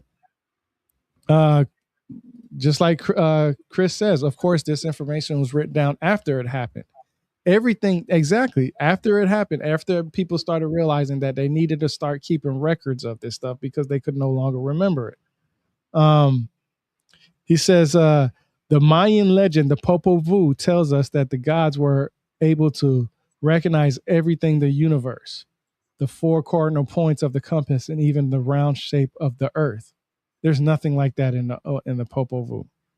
I had it, and I just showed you that. Matter of fact, it was only certain groups of people that believed in certain things, and they looked at the moon and the sun to say, okay, then obviously the planet that we're living on is round. So that's how they came to that conclusion. So that's why I'm saying, Stig, are you going to change your voice too? Hello, I'm Stig, and who, me? Yeah, I am the. Man, I tell you what, I'm in the shadows. I've been scrolling what I'm going to watch next. You guys are boring. Oh my god, I'm so sleepy right now. Jump in. You usually jump Fuck in. you guys. I don't know what's going on. Look, I was about. All I can say is, okay, Been now you got drinking. me on the command. Okay, here I am. Been drinking. My mom We had a revealed the stroke. secret of Stig. My mom had a stroke. She's laid up in the hospital right now. And I am trying to get back into this, but all I can feel is not you guys, but like the other guys, like the fucking Cosmic Summit, all that Mhm. bullshit. It they don't give a they don't care about what I found. I found a lot No, of they shit. don't. They I don't. found a lot of shit. Now you guys are going on and on about Eric Van Deniken, and you got a lot of signatures by him, Fat Jesus. I We was should talk. We impressed. should talk about Childress and Well, I was impressed. Giorgio. Well, whatever, but I don't give a shit because guess what? I don't give a shit about anything they say. And Well- and the whole ancient aliens thing, it's been already blown out of the water. 22 seasons later, blown out of the water. I'm not impressed. To be honest. Yeah, I'm with you on that. I want to go to what you're known for. You know, I follow a lot of the people or unless they blocked me. A lot of people from Cosmic I got Summit. blocked recently, by the way. 2 Um, people blocked me. I'm like, what the fuck? The Cosmic, you know, these Cosmic Summit conferences. was a setup, Merle. They set me up at Cosmic Summit. They set me up. And the fucking Michael Donnellan, all of a sudden he's the god, but everything I have to say is bullshit. I don't even know if I've been blocked. I haven't even checked. Because guess what, No. Fat Jesus, I met you after that. I met you in Sedona, Arizona. But when I met Tyrone, I got humiliated by George Howard. You've got to No, he didn't. understand that. Yeah, he that did. motherfucking humiliated me on purpose because he doesn't On like Jimmy stage too. Corsetti. On stage, yeah. On It- stage. It was pretty bad. That's why I go It's so like, hard are in you fighting the kidding me facts. right now? That's So why I go fuck so you. hard for So these by facts. the way, are you going to be there next year, Rebirth, when he has I a ain't new going show? to no more of those conventions anymore. It's the Exactly. I same mean, shit. who's going to It's spend done. all that money? I'm done because there's nothing worth it. And I got a No, new video. No, it's I not got a even new that. comment. I like Randall Carlson is really big, right? But I Randall just Carlson is correct. What he says is correct. Oh, I'm sorry. I made a mistake. I meant to say Graham Hancock is correct. Randall Carlson's bullshit. Look, Bullshit. He I, doesn't fucking tell the truth. Randall Carlson's bullshit. no, I'm not going to say he's bullshit. I think he goes off of outdated information. I think that's what a lot of people do is they go off of outdated information. Constitution says yin yang. Oh, and I say that because says, hi, guys. I like Anna. I like Tammy. Good, right, y'all. Great chat. She said that 10 minutes ago, but she's probably gone. Good night. I think she said good we night. already said it. We already said it. I Peace didn't out hear to her. that. And Yeah. then there's the Well, how do you guys feel about Childress, David Hatcher Childress? I mean, a lot of people go and watch him. Look, I'm going to speak tell and you, talk. every person that talks about the Anunnaki coming from planet Nibiru, I don't pay. I think they're bullshit, and I think they're fake, and I think They're feeding off of each other, aren't they? At That's these, all they're places? doing. Yeah. Look, I'm going to It's tell you more something. than This just is what I want to. If you say something that is otherwise, you don't get invited to these places. No, you won't. Yeah, you get disinvited. I've Listen. I'm going to say this last little part because this is where I was going with Eric von Däniken. If Eric von Däniken had people who really knew the history and he followed the right people in the history, he wouldn't have wrote some of those other books saying the shit that he said. And I'm telling you this because this first book right here was nothing but questions. Hi, Anna. It was nothing but questions. It was about what is the possibility of it being extraterrestrial, which I think is a legitimate question. The problem is Giorgio Tsoukalos, Billy Carson, David Childress, and all these other people started saying, hey, how can we make money off of this? William Henry, all those people. They went out their way and they faked the fun. I stopped watching the show Ancient Aliens when Giorgio Tsoukalos went to Japan and did that damn whole show on that one stone that's out there. And he said, oh, it could have came from space. And I was just like, oh my God. He was like, aliens could have brought it here. I was like, oh my God, this guy's tripping me out. Like there is there's I'm not saying what I read is facts. I'm not saying, hey, what I read is 100%, believe me. What I'm saying is if you ask me how did they build the pyramids and how did they cut the granite stone, I'm going to say look into Emory. That's what I'm going to tell that person to do, because Emory can cut it, and there's books and sources out there that says the Egyptians used and Ethiopians That goes used back to the Emory to beginning of cut. the show tonight. And you know That what I'm goes gonna back to the say? beginning of the Well, show. then do it today.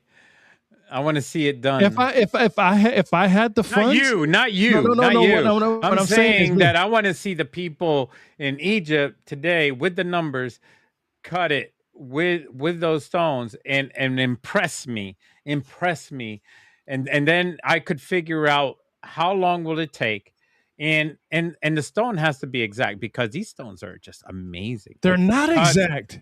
They're not exact. That's the What? The problem. stones are not exact. If you look They at the say they ancient, are. I mean, bro, that's the problem. Look at the fucking videos of the Who's people that's they? actually Who's measuring it. That's what I'm saying. You say they. They're not. Matter of fact, there's a YouTube channel of ancient aliens where David Childers is at a site and he's like, see, it's exact, but there's a big ass gap between his 90-degree angle. And I'm like, come on, bro. I actually did a podcast on it. Matter of fact, there's a whole show. There was a show that was on YouTube, or a documentary on YouTube, where I think there's one female, if I'm not mistaken, she took all the stuff, or not all the stuff, most of the stuff Ancient Aliens said, and she really debunked the hell out of them and brought a lot of light to attention. And it got so bad that the producer of Ancient Aliens made them take their YouTube video down, and then later she was able to bring it back up because they try to hit her with copyright or something like that.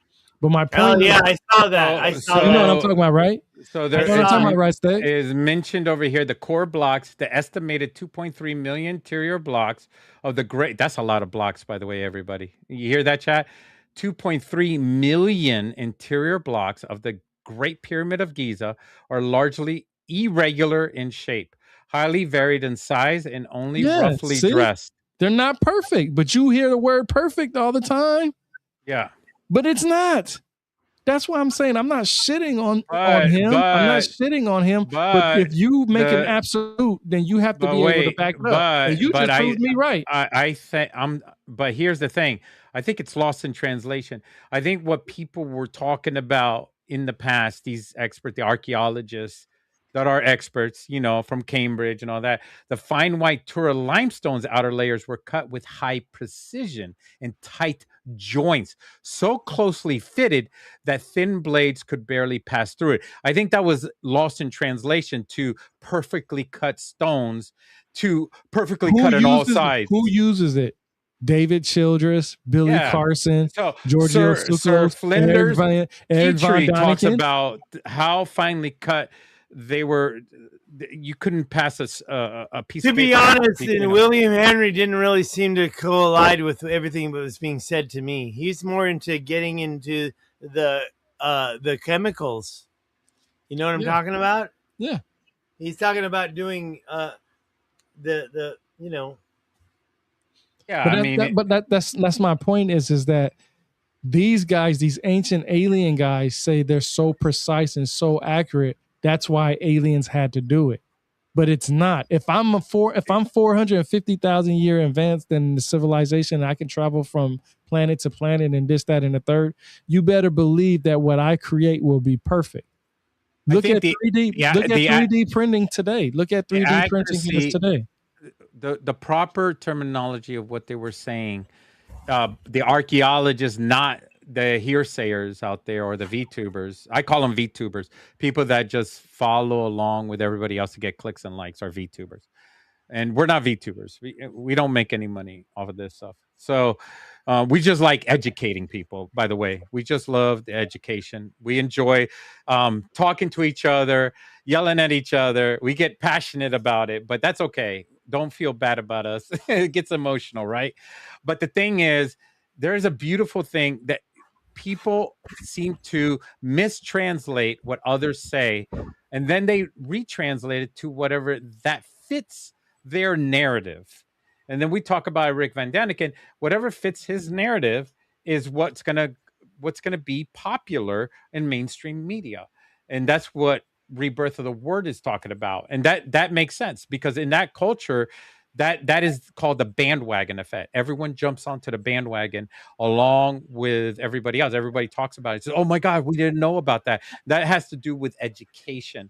I mean, it's not really taught in high schools and colleges. It's not one of the classes. Egyptian history. No, we learn about American history here in America. We don't learn about Egyptian.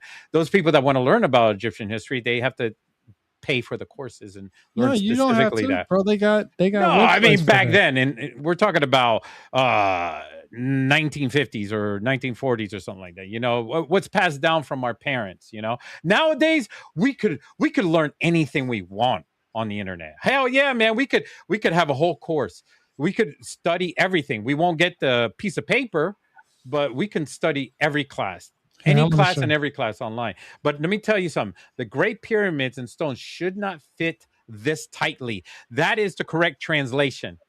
The tightness of the stones, how they are put together, they somehow have chiseled them or somehow put them together. I hate to say chisel because that takes forever, but they actually have put these stones so well together that there's no gap in between them. That's not true. That's a lot of them. Here, let me see something. Look it up. Hey, you telling me to look it up, but hey, I'm gonna show you what I looked up. So this is from my Kindle. This is a book on masonry, a short textbook on masonry construction, including description of materials used. Remember, we dug into the pyramids and we caused gaps in the stones. Hold on, listen. I actually have a book that is on masonry right here. That's one of them right there, right? What you just said is incorrect. That's a natural thing that would happen naturally with certain weights of stone. Here's a second one that I have, Handbook of Brick Masonry Construction. Okay. See, I think I got some more. Yep, here's another one. Design of masonry instructions. What is it, Egyptian? Yes, they talk about Egyptian stuff in here. Here's another one. Bro, traces of hidden tradition in masonry and medieval mysticism. Bro, listen, I read a lot. That's why we have Rebirth of the Word on this channel, because he gathers up information from every corner of the educational world that we don't usually even find. That was from like 1900. And it's so hard to find these things in the library. You actually have to go to somewhere that they have these books. Show you something else, right? Am I right on this? That these books, they're just not publicly like open to everyone. So you know why I always talk shit about Billy Carson, right? And you ever heard that Billy Carson say, "Oh, I got a Harvard certificate about the pyramids of Giza." Oh, come on now. Leave that man alone. Jesus. Hold on. What? I took the same damn class he took. You can go to this website called edx.org and you can take free classes. You are a Harvard graduate. Oh my gosh. That is so amazing. Rebirth of the Word is a Harvard graduate? I'm not no Harvard graduate, but hey, Stig, you remember me showing you this certificate? Because Billy Carson used to always show that. Look, hold up. I haven't seen that before. Yeah, I showed you this time. But wouldn't you keep your mouth shut? Like, because because he has one and you have one, you shouldn't say anything to everybody. So that way people keep on believing, right? I don't have Harvard X. Come on. Look. There's this website called edx.org. Even though I read a lot of books, I also take a lot of courses. There's just a few of my courses right here. The courses are worth it too, right? I even took classes on energy thermodynamics. Are they worth it? Do you learn? Bro, these are from reputable schools, bro, from all around the world. If you guys want to take Harvard, a certificate course, Israel X. I took an introduction to human evolution. Socrates, nice. Plato, birth, Western philosophy. You got that under your belt. That's really energy good. And thermodynamics. I took a lot of classes, bro. But my point is on this one is that Billy Carson always talks about how he has a certificate about the pyramids and how he can always talk about it and stuff like that. Blah blah blah blah blah. Well, I can too. And not only that they also give you certain things that you can look up on these. Stig and I are around greatness, man, because he's from Harvard, bro. He's from Harvard, brother. Look at us. Here you go. We are Look, going up in the world now. look, here we go. Look, the history of methods of pyramid construction. I'll bring this up real quick because I'm able still to go look at it. Like it But no, gives you videos on it, bro. seriously, the courses in this is not a joke either. These courses are serious courses. I mean, you got to have from Harvard, bro. You have to have some type of intelligence to pass them. First of No, all, you don't. No, you don't. No, you don't. No, well, they listen, give you all the answers in it, right? Bro, listen. This is why I tell, and I'm very honest with everybody about this stuff. Right, give us the honesty. You can take the test, and you can go back and look for the answer in the video. They give you a video to watch, and then they give you a transcript of the video. Right here. You're gonna take these courses, and they're free, or you can for the certificate. You have to pay for it to get the certificate. But it's the same exact class. The only difference is that at the end of the class, you take a final test and then you get a pass or fail. Big, you taking these courses? For me? Yeah. You know, I honestly, it's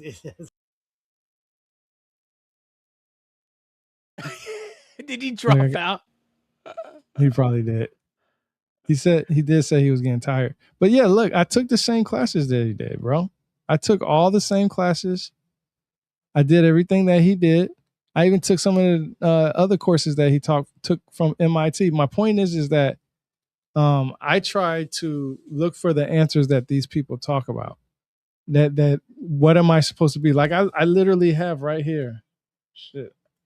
I literally got right here the book to Ancient Aliens. And the first episode is based off of this book. And they talk about Eric von Däniken. Like I said, I think if Eric von Däniken had the right people around him, he would have probably been way better off finding better information than some of these people that where we get this information from. I have to tell you, my late father, he was astonished. When they were doing boots on the ground, he traveled around. My father was a photographer for National Geographic. So Rick Von Däniken hired him as a contractor to take the picture. So whatever books that you get that are high resolution photos, those are from my dad. And I don't know why they put different names in there because I don't recognize these photographers. But anyways, the thing is, they don't credit him in there. I don't even want to talk about it, brother. See, I mean, so that should tell you about that's Eric Von Däniken's fault right there. Well, no, the publishers. No, bro, no, that's his fault. I'm gonna be honest with you. That's his fault. He is it's whoever he wanted. I confronted Rick Von Däniken about it. I told him that I'm the son of so and so. He even said, "Yeah, your father worked with me. We traveled all over the place and everything like that." But didn't credit his work. It seems like it possibly is that my father worked under the person that hired him, and that person got credited. What you mean? And not him. So let's say, for instance, my father wasn't directly hired. He was hired by a subcontractor that hired my father, and my father worked for the subcontractor. That's what it looks like. My father didn't explain it in detail, but that's how another person's name could possibly get on there, because the money goes to the subcontract and then from the subcontract to my father. So that's a good possibility that's what probably happened. That's terrible that if it happened like that, because my father is the artist. And in today's world, the artist gets credited. Back then, some people don't get credit. No, he should have been credited for it. I'm telling you, that's all Eric Von Däniken's doing. If somebody hired him, and if I try to fight that, it's kind of like I have to find actual proof, like photos and everything. And I tried looking for photos and all that stuff. And my dad was, it's just a difficult story altogether. He had a bunch of the photos in a bank, and then when he passed away, the bank just. It sounds so coincidental that I bring that up. They're all gone. The microchips, the film, and everything, all that is no longer anymore in the safety box. And it made me question about my dad's if he was telling me a lie, if he was telling me the truth, because I couldn't find proof. So I went and confronted Eric Von Däniken, and he told me the truth. And he said, "Yeah, this is your dad, and he worked with me." I'm like, that really helped. And it's hard because when your father tells you all these stories, it makes you think, is this real or is this a fake? Is this real or is this a fake? And you don't know until you get to the person and then you talk to them and they go, yeah, that's your dad. And we worked together. He was a photographer. And I'm like, oh God, thank God. And it made me so happy that I didn't really You talk have too any? Have much you more seen any about of it. the pictures that he took? Oh, I mean, they're all in the books. They're all in the books. And my father's work speaks for itself because all his photographs that he's taken through our lifetime, they're just exactly. And he worked with a company, a magazine company, and he did all the way. He took me to work. There was like take me to work, and he would show me how to cut through the photos and which chemicals to use through these. This is back in 35 millimeter days, where they had to process through the machinery and all that stuff. It's pretty cool. He had the whole blackout room and everything. He would teach me all that stuff. I didn't become a photographer, by the way, guys. I mean, I thought it was kind of, for me, it's really boring. I can't be in a four-wall room. I like being outdoors. I don't know. You could probably understand that sentiment, being outdoors, boots on the ground. You prefer the outdoors than being stuck in a four-wall room, right? Depends on what book I gotta read. In the dark? Yeah, I got a light. I got a night light. No, but you got to be in the dark when you do this stuff. It's a dark room. No, but I mean, you work with red lights though. It's red lights, and it's just. I think it sucks because that just gives me more of a push on what was hidden and what wasn't hidden. Okay, you say you can see these pictures in these books, but what about the pictures that we don't get to see? There's yeah. My father would tell me there are so many photos that were never published. That's what I'm saying. So think about what. So could those photos actually discredit it? Eric Von Däniken? Oh, I don't know. No. Well, my father's stories would be like the stuff that he found with Eric Von Däniken were so fantastic. Not fantastical being fake, but fantastical where he couldn't explain it himself. Like that's what I'm saying. There was stuff they were like the crystal skulls. They went and saw where was it in Chile? They went and did the crystal skulls, which was freaking amazing. When they were dealing with the Aztecs, the Mayans, and also the Inca Peruvians, they all were testing the walls, and they all had magnetic properties. And even today, when they do that, the walls have like magnetic properties where they have metal inside. And it's like, where do they get these stones that have metal inside? Like, I know somebody that got this right here. Oh, that's wild. Oh, yeah. I saw. If you guys get a chance, check out all the podcasts on Rebirth of the Word. You are missing out. There are hundreds of podcasts. You're missing out on all the history of ancient aliens and ancient Mesopotamia, ancient Sumerians, and the connection. There is so many podcasts. Look at those teeth. I know somebody that has this personally. Yeah, I mean, that was in your. Did you already publish that podcast? Nope. No. So that podcast will it be published, or are you keeping it in the download? One of these days, I'm doing a second. Okay, so we're gonna have a second part. Am I gonna be part of that, or what? Yep. What's going on? Okay. Sometimes I'm on there, sometimes I'm not. But see, that's why I was saying is that I think it makes me wonder because I know. For a fact, when you like Stig said earlier, if you don't get with the program, they don't care what you have to say. I can tell you right now, I can go up to Cosmic Summit next year, and I can go up to George Howard, and somebody like Randall Carson or Billy Carson would say, "We don't know how they cut the granite stones," and I would be like, "Well, bullshit." In the book from 1910, Cylinder Seals, that I'm going to go over, literally tells you that emery can cut granite.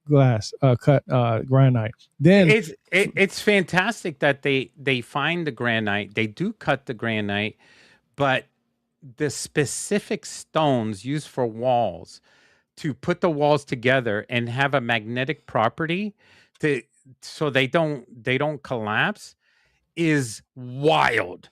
Like you put a compass to it and the compass spins around like the Bermuda Triangle. Like when you get into the Bermuda, the compass spins around like crazy. The same thing happens to the walls. And my father witnessed that. And he said, man, it is incredible. He told me it was just, and wherever you went to along the Pacific coastline, the same constructions were adopted amongst the cultures throughout that region. They Mhm.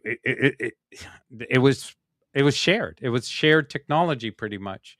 Um, the cultures actually were connected. In fact, there is a road, a pathway that runs in Peru all the way up north that travels, and that pathway actually glows. And after the sunlight goes down, it does glow. The road does glow, and they built that pathway throughout the Andes Mountains, all the way going up north for trade and all that stuff to travel to the through the Andes to the northern tribe. And now today, with the satellite mapping and everything else, they're finding that there are so many more building structures in the Amazon jungle that the trees have grown over, that it's not just in certain parts of Peru, but throughout the jungle as well. So I mean, it's a huge civilization. We're talking about millions, and we don't know, but hundreds of millions of indigenous people that lived in that time frame. So here's a video that I was telling you. This is about Fresno lands melting granite. Okay, this is like one of the first videos that I seen and it was because I read Eric Von Daniken's book and I was trying to figure out, because like you said, everybody goes off of what Eric Von Daniken says because he's the godfather of this stuff. I don't think he is. I just think that he had a lot of questions that he put into book format, and it got very popular amongst alien people. A lot of people he had the pulse to society, while others failed to connect with society and the social aspect. He was able to break through that wall and connect with the majority of that social sphere. So right here, this guy talks about this video. He talks about how they melt granite. As you can see right here, this is what it looks like when it starts melting. Okay. Granite. Yes. What is that? What? Yes. From this device right here, from this little.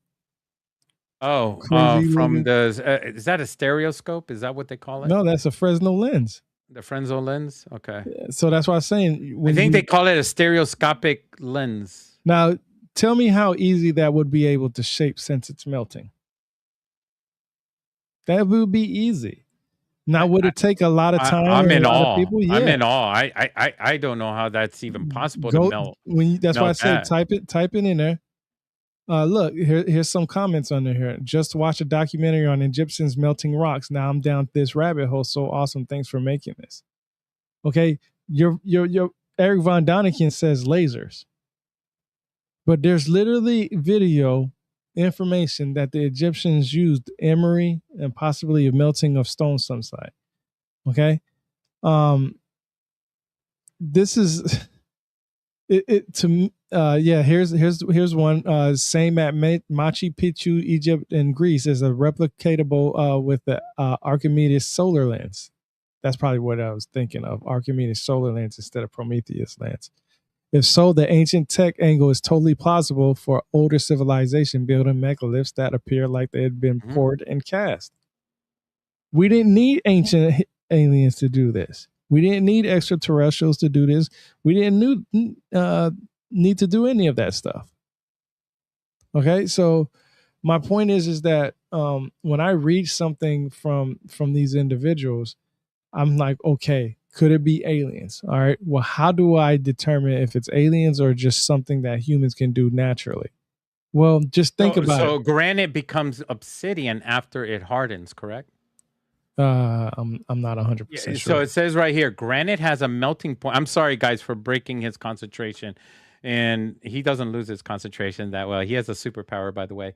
Granite has a melting point roughly around 2,300 Fahrenheit.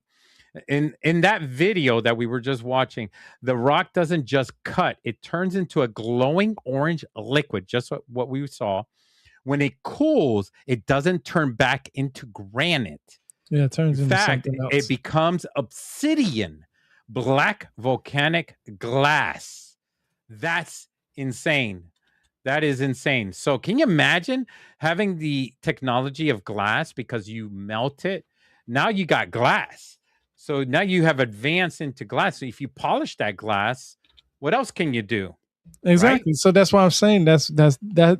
So if you look at Fresno glass, that would be the archaic version of a laser. Because today we would use electronics and batteries. Can and you all imagine mixing the glass with other metals or other? or I'm sure other they subjects, experimented. Yeah, they experimented with other chemicals to make it harden even more and be more potent. Right. So they got years. They got time. They got time. They can keep on experimenting to see what's the most perfect glass that they can make. But how did they melt the glass in the first place, and how did they even make that thing in the first place? That's the question. This is the chicken and the egg again. Which came first, the chicken or the egg? And then you're Yeah. stuck with the thought like, okay, where's the tech? How did they make that technology if they have to melt the granite first to make that technology? How did that even come about? You know? Well, the egg came first, obviously. Well, no, the meteorite came first. But that's the other thing. Meteorites brought iron also. True. It literally Okay. look. This is another thing. Here, hold on. I mean, we got a whole asteroid belt, right between Jupiter and Mars. This is one of we the got reasons, a lot of meteorites that come down to Earth. This is one of the other reasons. Hold on, let me find it first because I gotta. Here we go. Yeah. So I always say I only speak what I've read, what I've researched. Right. Here's a book from. This is from my my Kindle, my first Kindle that I had. The complete works of Herodotus, the histories. Okay, it's book 2 in his book. It's like 11 books, I think, total in this one. Woo, that's a lot of books. It literally says right here how they built the pyramids. This is what Herodotus reports in his time frame. He says they worked in gangs of 100,000 men, each gang for 3 months. For 10 years, the people wore themselves out building the road over which the stones were dragged. Okay, work which was, in my opinion, not much lighter at all than the building of the pyramid, for the road is nearly a mile long and 20 yards wide, and elevated at its height to a height of 16 yards, and is still of a stone polished and carved with figures. The aforesaid 10 years went to the building of this road and of the underground chambers in the hill where the pyramids stand. These the king meant to be burial places for himself, and surrounded them with water, bringing in a channel for the Nile. Now, a lot of people, you question me all the time when I say, who is they? Well, who is they? The king, then? You know what I'm saying? Yeah. Which king? Because we go by certain periods of time in Egypt. When we try to associate periods of time, we go by this king ruled between this time and this time. But in here, they don't mention which king. Is there like a mention of what king? It'll be probably on the next page because this one runs into the next page. But I didn't. It'd be nice. It'd be nice because it gives us an idea. We're going to do a podcast on this because I actually have you give me a hard time with who's they, and I'll just say the same thing for those that when you talking about where it says they worked. Are you talking about they worked? Are you talking about the day where it says they worked I mean, people always use they in books. No, I'm talking about. Are you talking about it for they worked in gangs of 100? Are you saying that they part? Oh no, like when they mention a king, but they don't mention the name. They don't reference when somebody writes a book, they mention the word they.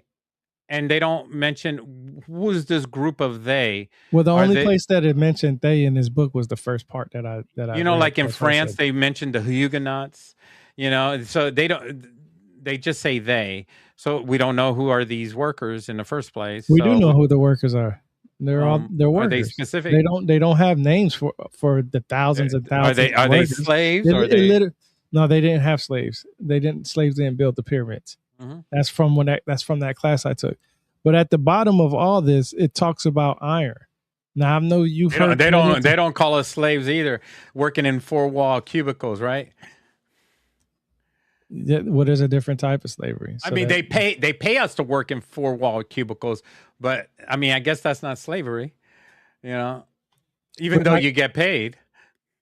But what I mean, the definition of slave. I think we should communicate more on what is considered slavery and what is not considered slavery, because sometimes, even though a person does get paid, still they're probably underpaid.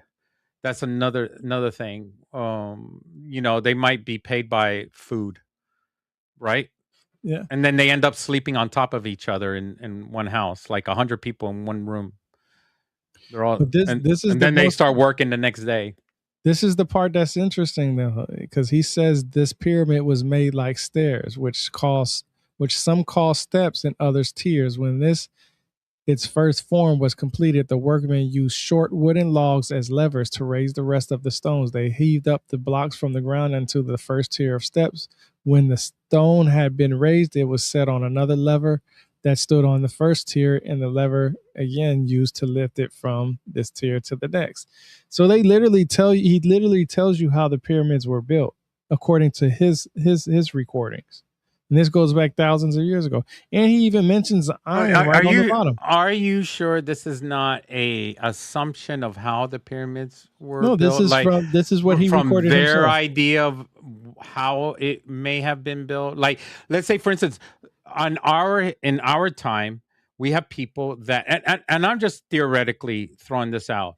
We have actual archaeologists that go around and not using whatever writing that you're talking about, and they would try to theorize that how the pyramids were built, and with whatever the findings that they find, and then they would write about how these pyramids were built. But then again, when we try to duplicate the technology, we're not able to do it today.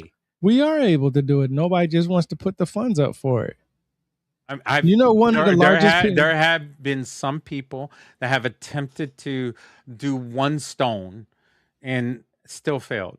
They have moved stones with leverage. I've seen a video where a guy. It was very impressive, by the way, the video, and I think you guys know what I'm talking about. Some of you have seen that video where there is a guy that here in America that actually pivots a stone, a very big, heavy stone, and uses leverage, and then it moves it around. Did you see that video? I posted that video a long time ago. You talking about Wally Washington? Is that his name? I am so sorry if I don't remember his name, guys. Bro, I'm telling you, I remember it because these are important things on how, like, when I read these books, I want to know. He really truly believes that's how the pyramids were built. Hold on, I think I got his video. He really truly believes. He is wholeheartedly a believer, and who knows? Maybe he's a Freemason. Who knows? Maybe he's not. But that would be cool if we knew that.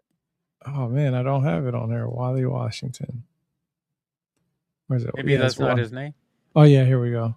Can you show it? Yeah, I'm about to bring it up. He has it's loading up. Hold on. You guys, this is a gift. I mean, you got to see this. This is quite amazing. I realize in order to challenge myself. This is amazing. Further. I do not use wheels, rollers. Can you make it bigger? Yeah, I'm about to try. In the middle in the bottom right corner of the video. And I also use this 20-pounder as a counterweight. The technique is simple and could have evolved at different places and times throughout history. It also agrees with the laws of physics.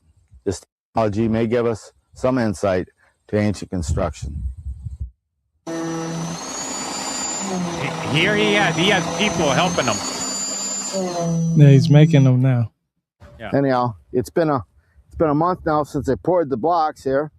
Okay, we're ready to strip them because the concrete's reached full strength. This is not granite, First off, I just got to tip it back. I got to raise the block up at least 1.5 inches to get the forms out from underneath and get my fulcruments attached underneath there. So the total weight of the block is just about 20,000 pounds. I've added nearly 1,000 pounds of weight out there on a counterbalance. Crazy. I've hooked that to the top of the block. That way it's most of the work is being done by that. And I'm going to use some class 1 levers in front here. I posted this in 2023.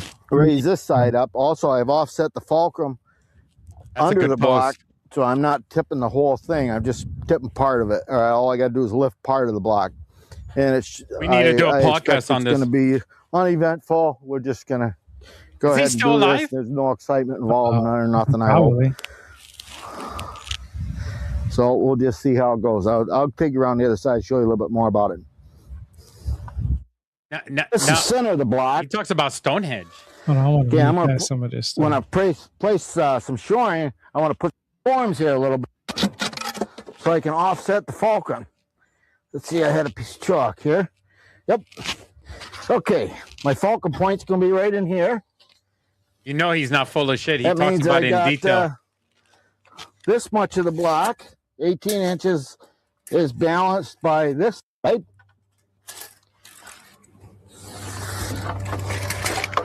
So this is all I'll have to pick up, this portion right there. This is going to be balanced on that fulcrum point. That's what it really helps you get the fulcrum insane, point. Bro. He could fall in that hole. Object you're trying to move or lift, because I'm not even. I don't have to do anything of this. I'm just moving the mass here. That's all I'm lifting over there, which is about 5,000 pounds. If you notice out on these outriggers I got out here, I got about 1,000 pounds of weight on them. That should really help me. And then I'm going to finish it out with the simple levers in front there. There he goes.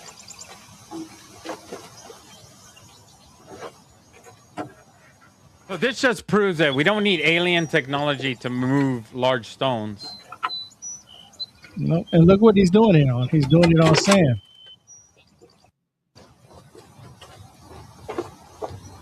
He's by himself, guys.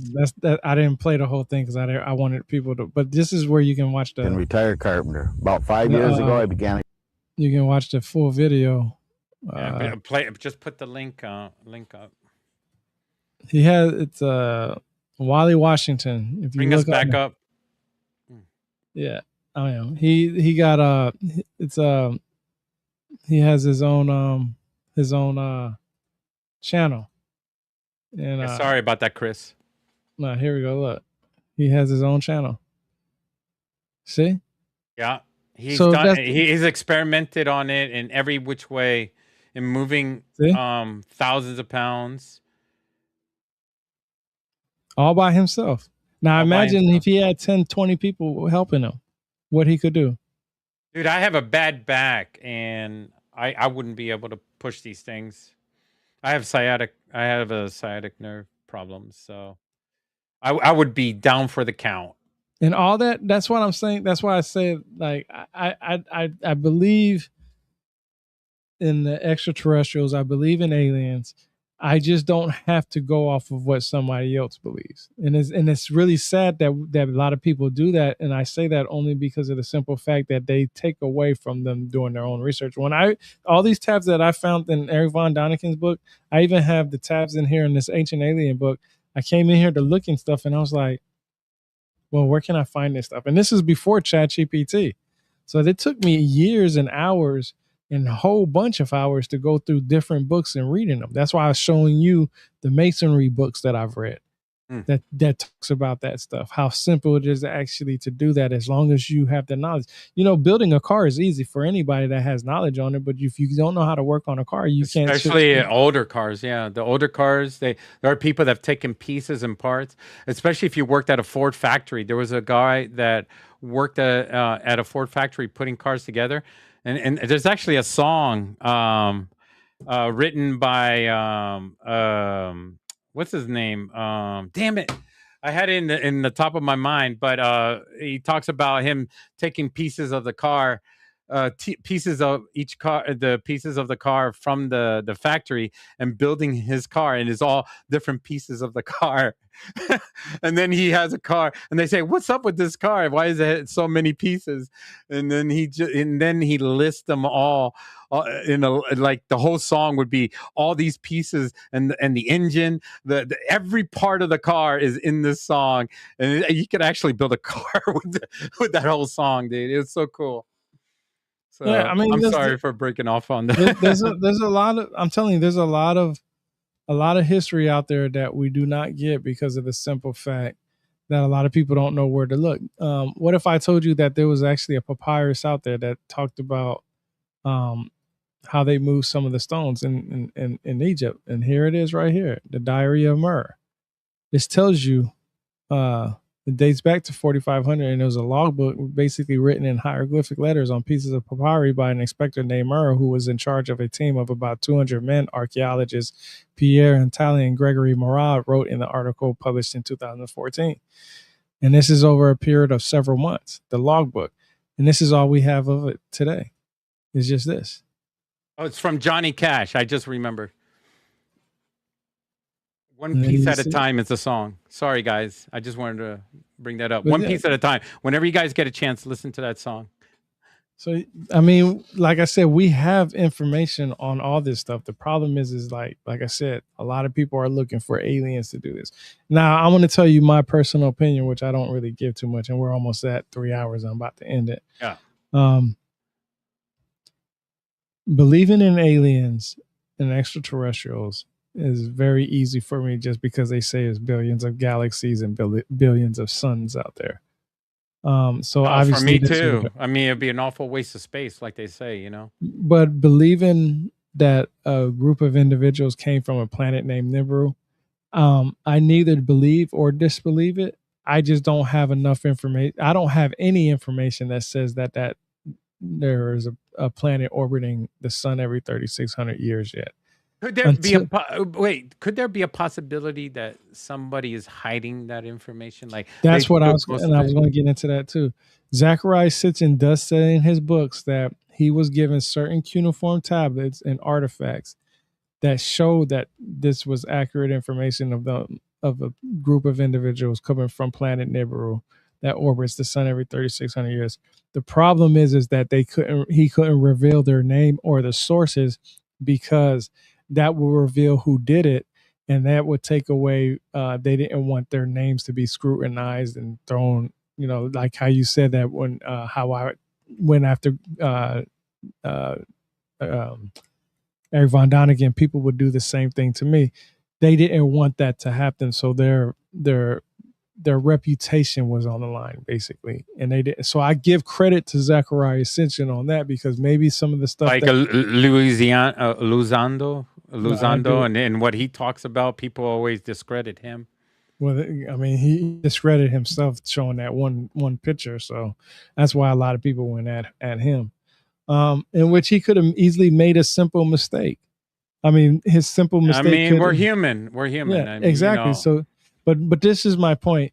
When somebody makes absolutes, like Billy Carson does, Zachariah Sitchin did, and all those Giorgio Tsoukalos do, when you make these absolutes, you take away from people who do due diligence. I've met Billy Carson. I took a picture with him. I bought his books because I wanted to see exactly what he talked about. Best way to research his information was having his books on hand. And I can tell you, when I spoke to him, I said, "Why do you believe this stuff?" He says, "Word for word, it's in the Bible." Now, I've read 5 different versions of the Bible in 1 year, from the New International, Geneva, to the King James Version, to, every English Standard Version, whatever. I've read them. Neither one of those books are word for word. When I hear somebody say word for word, this book and this book should be word for word, meaning that I can read one word from here and read the same exact word in this one right here.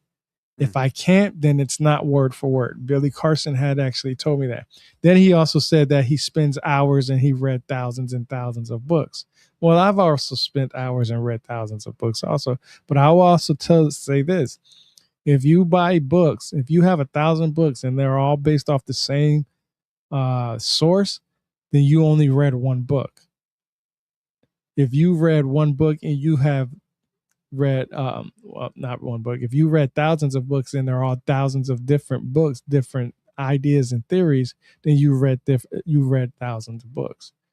I guarantee you, I know so many people who have a whole book just on aliens, but they don't have anything on masonry to explain how could humans do this. They don't have anything on agriculture, because they believe aliens taught it. Well, how did agriculture come about? There's so many different things that you have to read. And I can tell you right now, me being retired at 42 years old and everything that I have going on in my life, and mine is having to go to get a 9 to 5 and doing exactly what Billy Carson does. Like, he flies all the time. He always visits places and he's always out. There's not enough time to read that much. I'm lucky to get 6 to 8 hours in just doing what I do. And I do my own videos. I do my own editing and all this other stuff. He has to work for a living. His whole thing is if he stops doing what he's doing right now, he cannot sustain his lifestyle. Nobody can. That's why a basketball player has to keep playing basketball for a lot of years, because they know once the taxes come out and hits their bank account or hits their funds, they don't have as much as everybody thinks they do. I met him, shook his hand, hung out with him, talked to him. He's a frugal person. I see him as a frugal person. He doesn't go around flaunting. No, he does. The money around. I didn't see him as a flaunter. Bro. I never seen him as a flaunter. I know that he dresses up nice. He fixes himself. He spends his money on himself so he can look good. That's for sure. But it doesn't look like somebody that would spend money on he literally and on other people. He literally says in his books, man. It's so crazy. He literally says that he projects himself that way so that way he can get the young crowd interested in what he says. Oh yeah, like those people that are selling like these books and how to get rich and all that stuff. Yeah, I see that. He also has a business like that too. You know, how to be successful. So yeah. Woke don't mean broke. Woke don't mean broke. I think that's the book that you're probably referencing.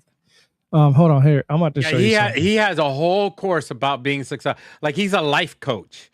He actually is a life coach, and he has his whole company based on being a life coach and teaching you how to be rich and all that stuff. So yeah, that's his thing. It's completely off the wall, different, separate from ancient aliens and all that stuff. So in a way, it doesn't feel right if somebody is dual purpose, right? Like they don't stick with their guns on ancient aliens and Nibiru and all that stuff. And then all of a sudden he has a business that is like life coaching that has nothing to do with what originally he's known for. Here you go. So this is from this book right here, Emerald Tablets. And I told you, I always have a source for what I talk about. It's crazy that I've been doing this all night. He says, I have nice luxury things because I like to live the life of what I consider to be abundance. Okay. If you look up the 7 deadly sins, greed is one of them. Is like every king and queen in history, right? But listen. This is where it gets really stupid. But I use those things as tools to reel in the younger generation because I know the younger generation enjoys luxury.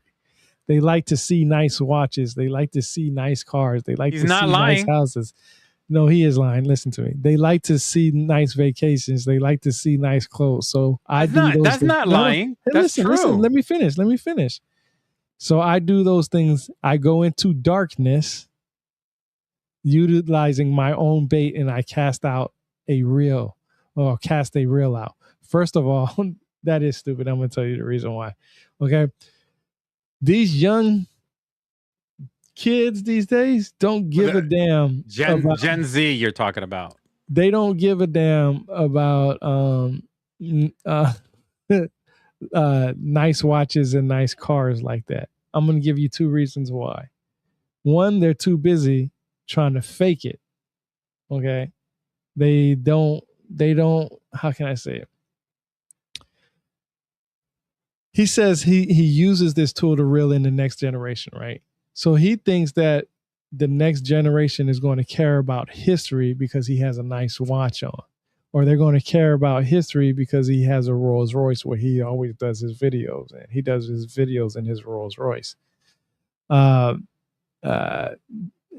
Vacation, they see him. They're not going to go to Egypt and learn about the pyramids. They rather go buy them a 3.5 somewhere and sit outside and smoke all day. Okay. This right here tells me he's just making an excuse on why he's trying to show out. Okay. First of all, the young generation doesn't care about history like we care about it. Most of us older people do, right? And they're too busy listening to rap and hip hop and making music. Okay. He says that he wants to consider, he likes to live in the life of consider what is abundance. Okay. He has been known, and there's police reports out there, and he pleaded guilty for a lesser crime, of course, for fraud. And just a couple of years ago, he took $8,000 from an older woman. And this dude named Pocket Watcher, who is actually somebody who does crypto and stuff like that for a living, got the money back. Billy Carson has taken from people and built his brand off of that. His name is not even really Billy Carson. Do you know what his real name is? What is it? Look it up and see how many times this man has changed his name because he's been caught into so much shit. That's why I can't take anybody serious when they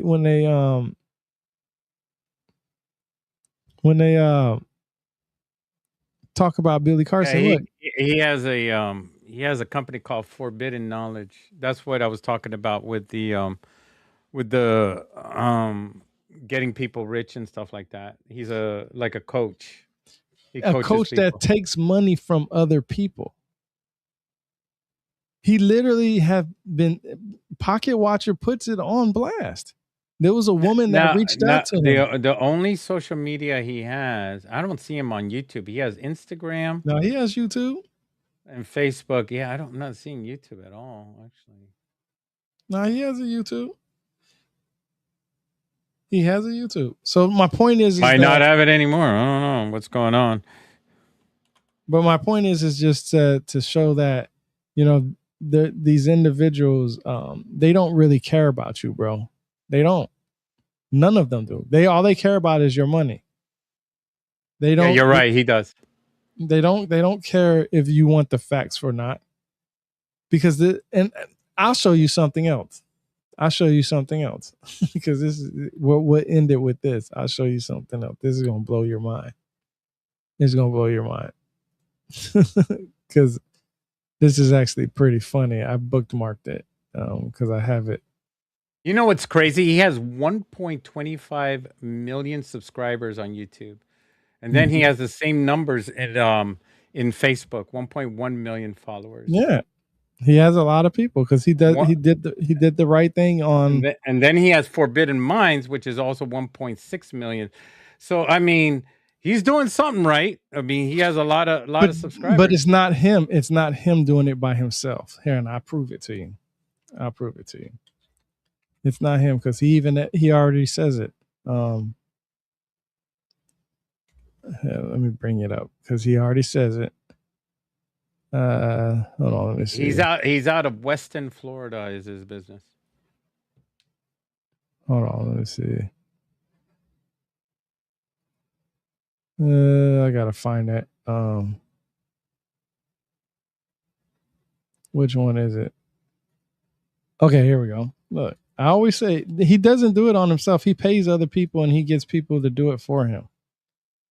And they want clout and they want recognition, so they don't have no problem doing it. He says, these profane, and this is from this book right here. He says, these profane people, they're not even going to think about subscribing. You can't just roll everything out on YouTube. For seekers, I put out more information than probably anyone else in the social media community. Bullshit. With my team, we have about 140 accounts and probably post 30 to 40 times per day across all platforms. He doesn't do it himself. He pays other people to do it. Not only that, listen to this dumb shit that he says. He says, but to access the higher levels of knowledge and the more secret information, bullshit, you've got to pay for my workshops and sign up for Forbidden Knowledge TV. That makes it challenging for the true seeker to tread this path. So you're telling me Somebody who spends hours and hours and hours, who reads, who doesn't care about watching TV, who doesn't care about watching television, movies, or documentaries. They're not a truth seeker because they're not buying into your workshops and paying for your Forbidden Knowledge TV show. That's bullshit and disrespectful to a lot of researchers out there. That's very disrespectful. I even said right here, secret information. I said it. That's the dumbest shit I've ever read. Everything he claims to know about anything about the Anunnaki comes from the Sumerian, from Zechariah Sitchin. And everything that he talks about the Emerald Tablets comes from Maurice Dorrell. So what secret information is he talking about? None. He wants you to buy his stuff so you can go out there and spend your money on him and make him richer. And he wants you to believe what he says. That's from his books, bro. I don't think he's going to do it for free. That's for sure, right? Nobody's saying doing it for free, but to sit here and tell people that I don't think he has a nonprofit organization. The point is well, maybe he does have a nonprofit, but most of his business is a for-profit business, correct? Yeah, but it doesn't matter. He said for more secret information, you have to follow him. And it makes it harder for truth seekers, for other truth seekers. That is disrespectful, bro. That's not how you go about talking about people. You got to have the keys to the city just so you can enjoy the city, right? That's basically what he's saying. How do you get into the city in the first place? Who are you going to talk to? Who do you talk to get in?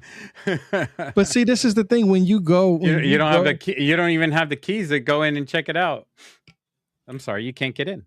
But the thing is that it's it's not the fact that I mean, I had to pay to go to Arizona, and for me to meet him, I already paid ahead of time to go and talk to him and communicate with him. And it wasn't just him alone; it was everybody else, Childress, all these content creators, all these streamers, all these people that communicate almost the same thing. I sat with a bunch of people that have written books about these subjects, and paying the money up front. And I paid actually less money than the people that paid daily. By the way, they paid a lot more money going in, but I paid a lot less ahead of time. I paid like 2 months ahead of time, so I got the cheaper price. But the thing is that I had to pay to get in, and I had to pay to communicate, sit down right next to him, and personally even talk to him. It's like sitting down with your priest, and telling them your sins. You pay your what is it, your weekly when they pass the thing around in Catholic Church. So you get all the other amenities with it. You get to take the host, and you get to get in the booth, and you get all those Catholic stuff, right? So it feels like the same way. Seems like that's the way the world works, guys. It does. It feels like that idea is no different than the idea that they're using the same schematics of what's been going on for centuries. People have to pay up front to get a front seat to everything. And Rebirth of the Word is bringing up an old adage of what's been going on. Why should you have to pay up front to know about information that he did it for free? He can get all that information for free, just like what he did. You don't have to sit in front of somebody and go, I'm going to tell you the truth. No. Rebirth of the Word didn't have to sit in front of a crowd to find this truth. He actually read it for free. So you could do the same thing too. You don't have to pay thousands of dollars to do it. That's what I'm saying. That's anybody what I'm saying. Can. Yeah. There's this website called sacred-text.com, and it literally has almost everything you can possibly think of what we talk about. But not only that, I want to show you. This is funny. This is actually funny because I guess he thought I wasn't going to call him out because he did this right here. Billy Carson actually bought my book. Bought a copy of my book. So, he has at least one accurate book in his library. I can say that. because he got my book. He posted it. I mean, he sent me this himself. Hey man, why did I pay $20 for your books? It was $10.99 back then. No, he saved $10.99 on shipping costs, so he probably bought some other stuff on it. Okay. But seriously, I just wanted to point out that, you know, just because you like somebody or just because somebody's respected in the field doesn't mean that they're right.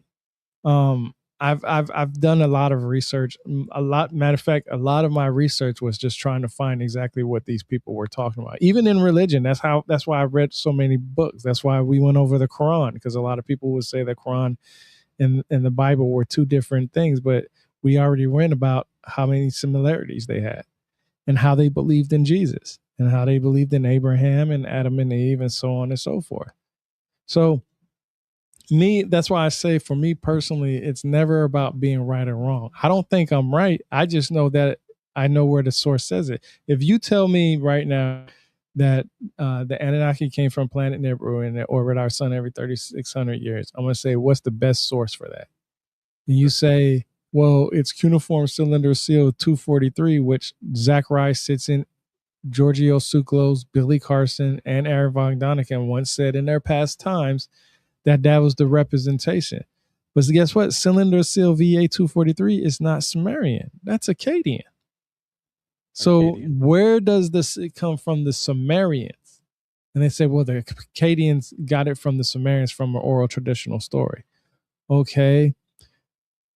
Where does it say that they got it from that, or did they make it up themselves? Because what I know, like I said earlier, is the Sumerians created their writing system because of a trading. They were conducting trading. Akkadians were doing more of the so-called mythologies. Not saying that they weren't a mixture in there where the Sumerians might have depicted a god a certain way, and then the Akkadians adapted it and made a whole story out of it. That's one of the reasons why we're going to go over that cylinder seal. That book, because that's a book that, and it's old. I know a lot of times y'all heard me say just today that it's outdated information. That book is old, 1910. So let's get to the nitty gritty on this. I mean, excuse me for using that terminology. It may mean something derogatory, but let's get down to the brass tacks. Do you or do you not believe that we were visited by UFOs, ancient aliens, in the past, and they affected humanity in some way? Aliens? Ancient extraterrestrials that posed as gods. They have changed all of human history. They gave humans technology so they can advance quicker. It's somewhere in history, with all the reading, I don't with know. all your expertise, all that you have gone through. Apparently there are some gaps. You go, it scratches your head and you go, I don't know how there's such a gap here. How could humanity go from Stone Age to advance this so quickly? Could it be just humans that they advanced so quickly because they discovered something, or could it be that we were visited? No, do you believe or not? I can't say I believe or don't believe, because there's not enough information for it to be said that way. But I can give an explanation on why technology advanced as fast as it did, and it's because of migration and trade. What we have here, other countries don't have, and what other countries have there, we don't have here, or at least in the abundance that we have. And that's just show everybody that map. Remember the map we had of the UFO sightings on all the UFO sightings that are all over the world? Can you show that world map? Yeah, I showed that plenty of times. National UFO. It's the National UFO Reporting Center. It's insane, people. I mean, this map is insane. Like, you guys are all thinking about it. This is all these reports are only from one little city. There's only a few. There's a few reports. Look at that. Look at that craziness. Now I want you to pay attention to something. All these are flight areas. Yeah. With airplanes, most of them. You can see where, like Atlanta airport. Mm-hmm. You can see that. You can see all the way up north. You can see the same thing. Now, of course, in other countries, it might not be like that. But why is it only here in the UK. You line these dark spots up with airports or military installations. It doesn't match up. No, it does match up. It'll be darker. It does match up with the. Oh, okay. But look, here in Africa, they don't have that much. Maybe they don't report it. I mean, maybe they're not connected Well, you got to socially. look at you got to. They're more connected in South Africa than they are in most of. No, Madagascar is not connected socially. They really are. They have one in Madagascar. That's like some dude in a sailboat. some dude in a sailboat with a satellite phone reported it. but you see what I'm saying is that they have. You can kind of tell. Look at India. Look at India. They got cell phones galore in India, right? Go down below India. I'm trying to look at. There it is. That's China. Look, no, they got one right here. That's what I was looking at. This one is. Yeah, see, flying from an airport. Here, hold on. Let me bring up this. Show this map. Look, see, flying from an airport. That's why I say click on open. It has a picture on there. See? Oh, so they're in an aircraft and they took a picture of an orb? I don't know where it's at because all these go to the next picture down. Yeah, there it is. That's an orb looking thing, isn't it? Go up. Circles within circles, right? What did they say? Here. What did they say? I was flying back from the airport to London Heathrow, taking some photos of the cloud formation. Immediately and almost in the opposite direction to us is a strange pattern. It was moving too fast to be an aircraft and wasn't a weather balloon. In regards to its shape, it almost looked like a cell. I've never seen anything like it before. This is the closest I can get to it. So it's an orb, a cell. A cell is a circle.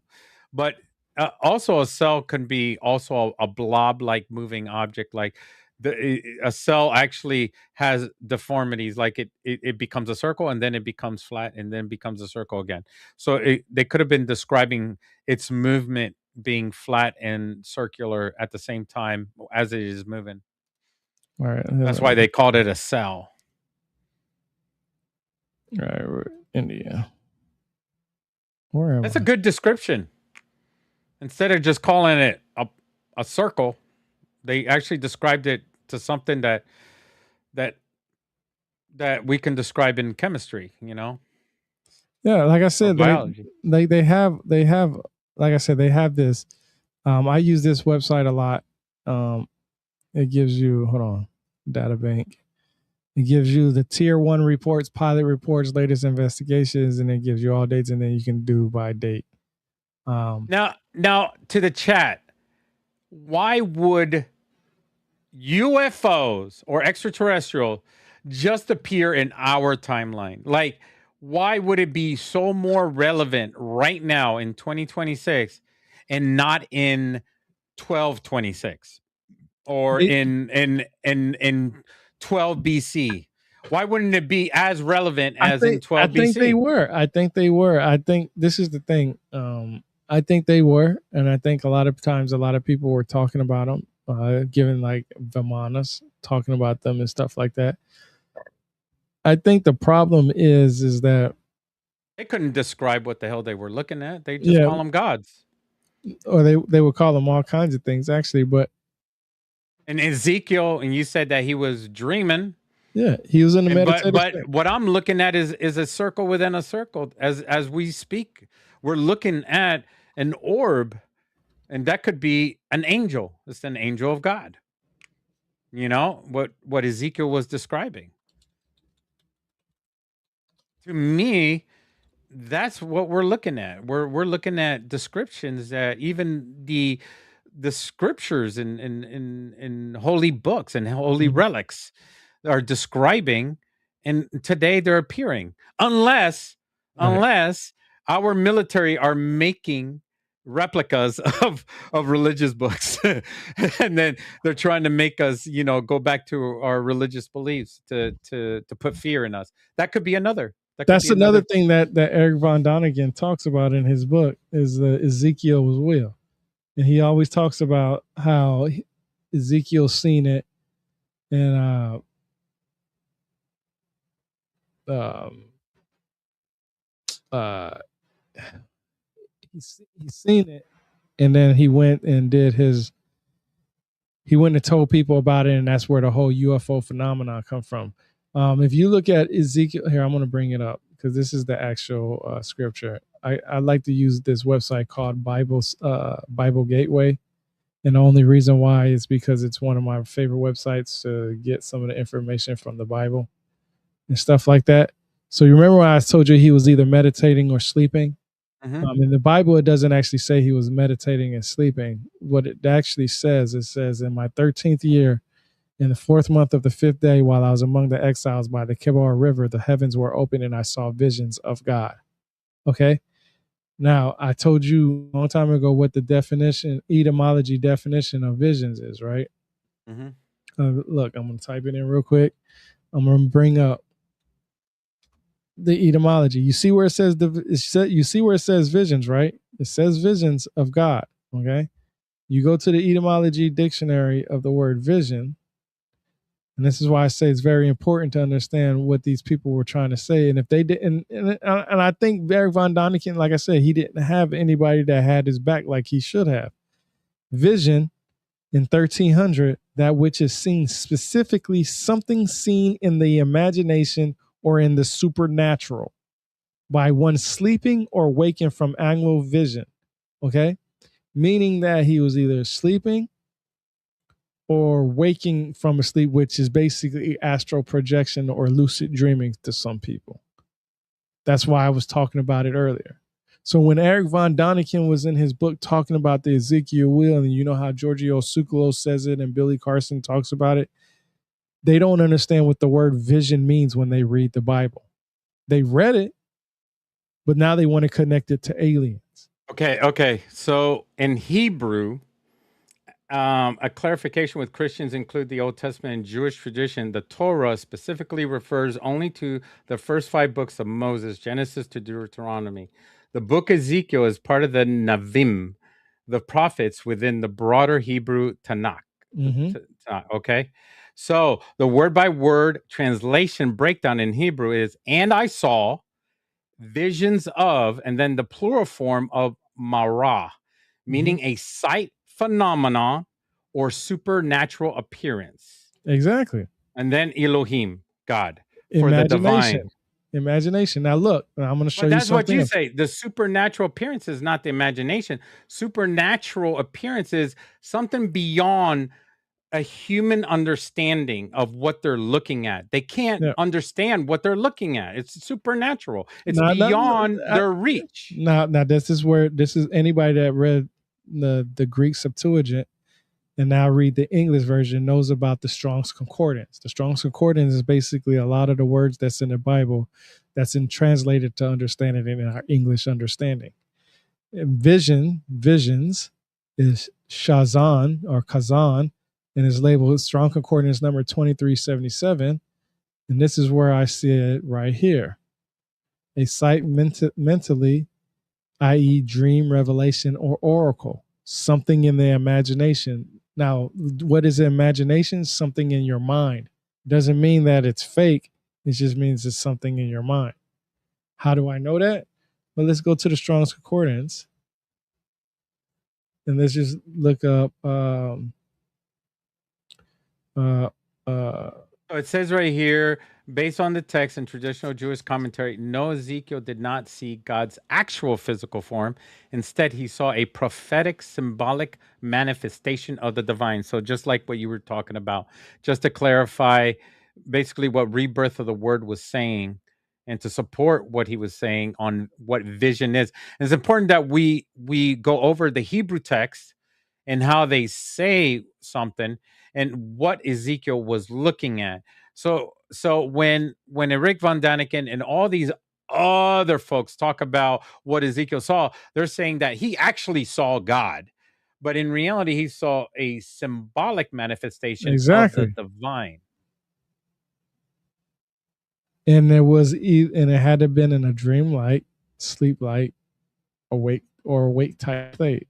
Or Yeah, like awake he type he state. was awake. He was awake when he saw When he, a holographic simulation, maybe. no, awake mostly meaning astral projection Whenever I or put the lucid dreaming. holographic goggles on, I see like a dream world. But look right here, it literally says it: a dream, revelation, or oracle. If you slap one of those, mentally, you not slap a with the, VR goggle on Ezekiel, that's what he would be seeing. so this is, and it gives you the scriptures right here, all the ones that use the word visions. He would be tripping. He'd be like, "Oh my god, whoa!" So You ever had a VR goggle? Did you ever use a VR goggle before? Those things look real, don't they? a while back, Yeah, dude. Have you ever did one of those like scary games? You walk around with the VR goggles and they just do a jump scare on you, and it just felt so real. Yeah, it's just wild. I want to know where he talked about. I got it somewhere in his book. Where he talks about Ezekiel's will, but I probably won't find it because I got a lot of tabs in this book. I know I looked it up a while ago, but anyway, that's just me looking up what it is. These questions that these certain individuals have. So basically, Ezekiel was talking about a prophetic vision is like looking in a mirror. So when you're looking in a mirror, you're seeing a vision of or a reflection of something. That's pretty much what the vision, when it's translated into Hebrew, is basically what their translation really means is vision is like a reflection, of the image. They break it down a lot on what Ezekiel was going through, but maybe when people tried to translate Ezekiel's vision, they tried to use common sense, like the existence of aliens is fake, like the actual physical manifestation of God is impossible. So Ezekiel wasn't Moses, so God would never appear in front of Ezekiel. So obviously it would be a vision, right? So maybe people have chalked it down that Ezekiel never really saw God. There could be a possibility, because nobody in history wants to believe that Ezekiel actually saw God. And they just pretty much translated it just to be vision, that Ezekiel is not really worthy enough. Is it possible? Like you were saying, Billy Carson is not worthy enough, or somebody in the future says, "Well, you know what? Rebirth of the Word is not worthy enough. So let's just rewrite history and say a bunch of negative things about Rebirth of the Word, or negative things about Billy Carson, and just slander the person and say this person's just crazy. He didn't see God. He's not worthy enough. He's not Moses. Okay. There's only one Moses." So it's page 46 to 49 when he talks about Ezekiel's will on Eric Von Daniken's book. So that's what I'm saying. When I read that, I was like, well, shit, let me look up the word. Let me look up each one of these words. And then when I got the vision, I was like, damn, imagination. I would have never thought of that. And then I looked up the Strong's Concordance and I was like, what the hell? Mentally, am I tripping? And that's when I was like, okay, that means one or two things. Eric Von Daniken doesn't know about the Strong Concordance, and he was just going off of, what naturally felt right to him. But then I thought, okay, well, he had plenty of time to look up Strong's Concordance, because if you say you're knowledgeable on the Bible, you would have to be knowledgeable on the Strong Concordance. Then I hear Billy Carson say it and Giorgio Tsoukalos say it. And I'm like, yo, these people have millions of followers, millions of people who look for information. And a lot of people don't know what the word vision means. I look at the word vision differently than other people now, because I know what Strong's Concordance tells me according to what it's supposed to mean throughout the Bible. And I also know what it means through the Greeks and what they taught. So it's all about, like I said, man, it gets really lonely in the historical world when you're trying to tell people something and they still go back and believe what their favorite content creator gave them. I think it gets to the point where um, the seeking for knowledge is usually thrown out the window because of feelings. Like if I want to believe in aliens, I don't need to believe that they came from planet Nibiru to believe in them. That would just give me a precise location of where they came from. But we've also went over plenty of books already where Sirius B was important to the doggone tribe, and Orion Belts is important to different cultures. So that's really about all I have today. We're going to do cylinder seals next week, probably. Shoot, I don't know because we got one. We got a scheduled one on the 11th, so we'll probably do it Thursday or Friday. We'll do that. I was doing a deep dive in Ezekiel. I was trying to find out if Ezekiel was maybe pressured to write certain things because the priest might persecute him, like Jesus was persecuted for the things that Jesus did. You know what I'm talking about? He could have. No. It says right here he's not. He wasn't persecuted, but I could do a deep dive and think about. Let's say, for instance, there could be a possibility, like you just said, and history doesn't write about it. Social sciences dictate. If everybody else says that he was not persecuted, then the truth is that he was never persecuted. But reality is so different from the possibility of it not being to being. Because what if I didn't add that truth to my life? Like there's certain things that people don't know about me that are personal and may never know anything about me personal and will never be written. So how do we know everything about Ezekiel? We don't know everything about Ezekiel. Like I told you yesterday when I was telling you that people don't believe some people don't believe Jesus could read and write, and that it's because one, he never wrote a book himself or anything down, and two, the scriptures that says that he can read and write came like 80 something years, I believe, after Jesus died. Mm-hmm. So is somebody else saying that he could read? So it could have just been like, to glorify Jesus's kingship. Kingship. His kingship. He's the king of Jerusalem. Yeah, every king knows how to read and write. What are you talking about? Make him bigger than he was. Exactly. I mean, education level is high up for every king. Yeah, and that's why I say personally, he's not a savage. We don't know that. We don't know for a fact. That's why when you ask me, do I believe, has extraterrestrial came to planet Earth and mingled with humans? There's a great possibility for it, but is there anything hard evidence that says it happened? No. What we do have is we have depictions of them coming from the depths of the sea. We do have USOs, so in reality, like I said, once I can put something in my hand and say, hey, this is where these ancient beings came from. This is the facts, not just a book saying it, but pictures along with actual non-denying information. Then I can say, okay, yeah, that's 100%. That it's going to be really difficult because it will. It's like, I mean, unless you're Doctor Who with a TARDIS that can travel through time and see the actual history, then you could be definitive. Yeah, but exactly. You're there in history. You're there in history. You're actually witnessing actual history happening, Yeah, but that's why I say that because I don't want to take away the other possibilities. I don't want to take away that they could have been on Earth this whole time.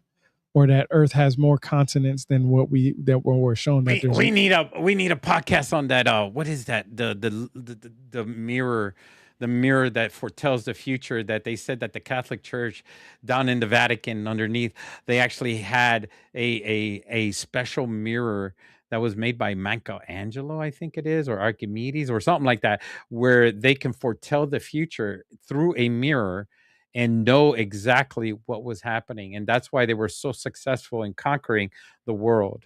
So, like the way they did things, the Catholic Church, and how they were able to be successful as a religion, they had that mirror where they have premonitions through that mirror, which is wild because that's like demonic in nature. That is so not narcissistic. What's the word? You're a hypocrite telling people don't be using tarot cards and all that because it's demonic, but yet you're using a mirror. I got some. Where does that mirror come from? I got some tarot cards somewhere around here. Where are they? Yeah, don't worry about that. But I'm just saying that we should do a podcast on that story one of these days.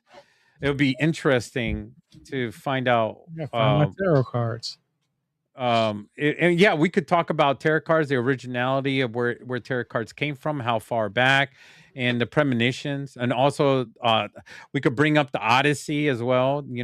Greek mythology, and bringing up the history of how there's some mythological creatures that can tell the future, and they were the three blind witches with one with an eye that can tell the future in Greek mythology as well. And the Greeks had a very very connected. They had to consult with them before they did anything, which is crazy. So it's a really deep rooted mythological history for the Greeks about premonitions, and the psychology of it is incredible too. That's mine. Yeah, I got, but mine are very. These are ones I have. They're very beginner. Like they tell you. Oh, it makes it bigger. They tell you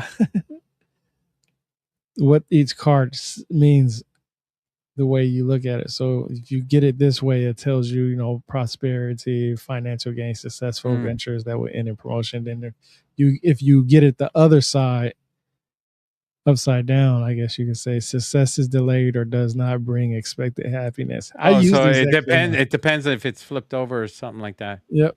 They're very beginner like, and then it has.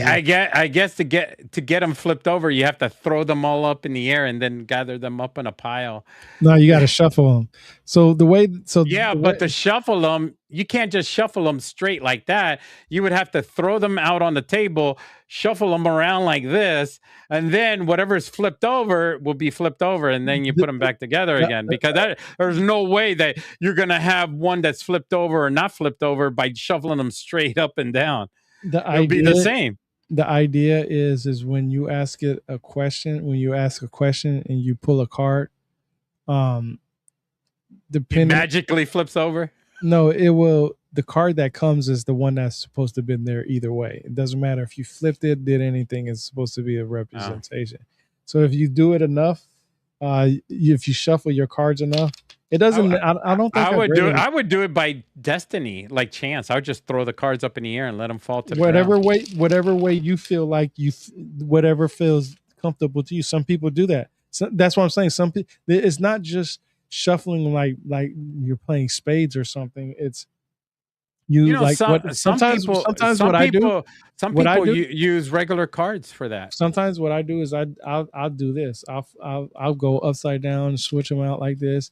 I'll probably put like some on my table, spread them out, then shuffle some, and then put the band in there. You're supposed to feel comfortable to the point where you think you mixed them up enough, and then you pull out. You know that some people use regular cards as tarot cards. They have the same cards are cards. Cards are just pieces of paper, or like the like any religious book. A book is pages. So I just shuffled it, and there's no magical Bible. There's no magical anything. What's magical is the person holding it. I just shuffled this one, and it says bold, quick, generous, passionate, strong, paternalistic, proud, usually married, unexpected inheritance, a good marriage. Yeah. So I might give me some inheritance soon. I don't know. It's a good possibility, Yeah, maybe. I'll do another I one. mean, we'll be optimistic. Yes. I'm gonna do Yes. another one. We're going to be positive about it, that you're going to be rich. I don't even care about that. I'm gonna do another one. Here we go. But here's the genie in the lamp. You're going to be rich, but not rich in money, rich in health. There's always a catch. There's always a catch. I just did another one. Hold on. Patience, restraint, adaptation, composure, reflection, search for peace, good marriage, harmonious relationships, great talent, creativity, perspective. It could be. It could mean anything, because that's vague, right? That's vague. Yeah. Like every word is vague, but what's the details of the vagueness? Like that's what's going on? What's going on with his life? So it's up to him to say, "Oh my gosh, well, I had a fight with my ex-wife, or my wife. I had a fight with my wife, and then my kid started doing it." And then he starts adding information that doesn't belong. And I got the card that tells you how to do it too. It says, choose simply readings, ask specific questions, and focus on the subject, because the tarot has infinity answers and questions. There you go. How to ask good questions. You consult with the tarot about whatever you want, because everything is within your reach. Love, business, fortune, work, family, health, relationships, the past, the present, and the future. The cards can access anything. I'm going to be honest with you. The truth is that tarot cards have no power. What has power is you yourself. So you have the power. You have the optimistic ability. Chakras. So you yourself can make yourself rich. You yourself can make yourself healthy. You yourself can make yourself abundant. Yep. Well, that's pretty much anybody can do it. Anybody can do it. Tarots are not evil. There is no evil or demonic thing. It's just basically, it's a mental thing. It's just all mental. There is nothing bad in this world. It's how people make it bad. You can make things negative, and then bad things can happen. Yeah. Well, I'm losing battery in these headsets. I have to buy some new headsets. Well, that's good, because we're about to end it now. So that's really about it. I really enjoyed the show. I know Stig, he said he was drinking before he started. Stig is a special character. we try to encourage Stig, because he's been having a tough time in life. So we wanted him to join us and be part of our stream and everything like that, because he's a good dear friend of ours, and we love him to death, and I hope people around in your life, the viewers, have people like ourselves that take care of you, love you, and include you into their lives, even though you're just a damn mess. We don't care if you're a damn mess, So, I mean, we love Stig, and we enjoyed him completely. And he's still live with us. He is? Yeah. Yeah, he's probably asleep. No, he's still live with us. Well, we love you, Stig. And he still got it. He still got it going on live. Yeah, and we really appreciate him, and what he can bring to the table. Stig is actually actually very intelligent individual, and I know that he was fooling around and acting the fool, but in reality, he is. Yeah, he's still live. He still got it going live. He's an incredible person. So. He has a lot of knowledge in certain areas that we just don't have, and we just enjoy his company. All right. So yep, that's pretty much it. So knowledge is power, everybody.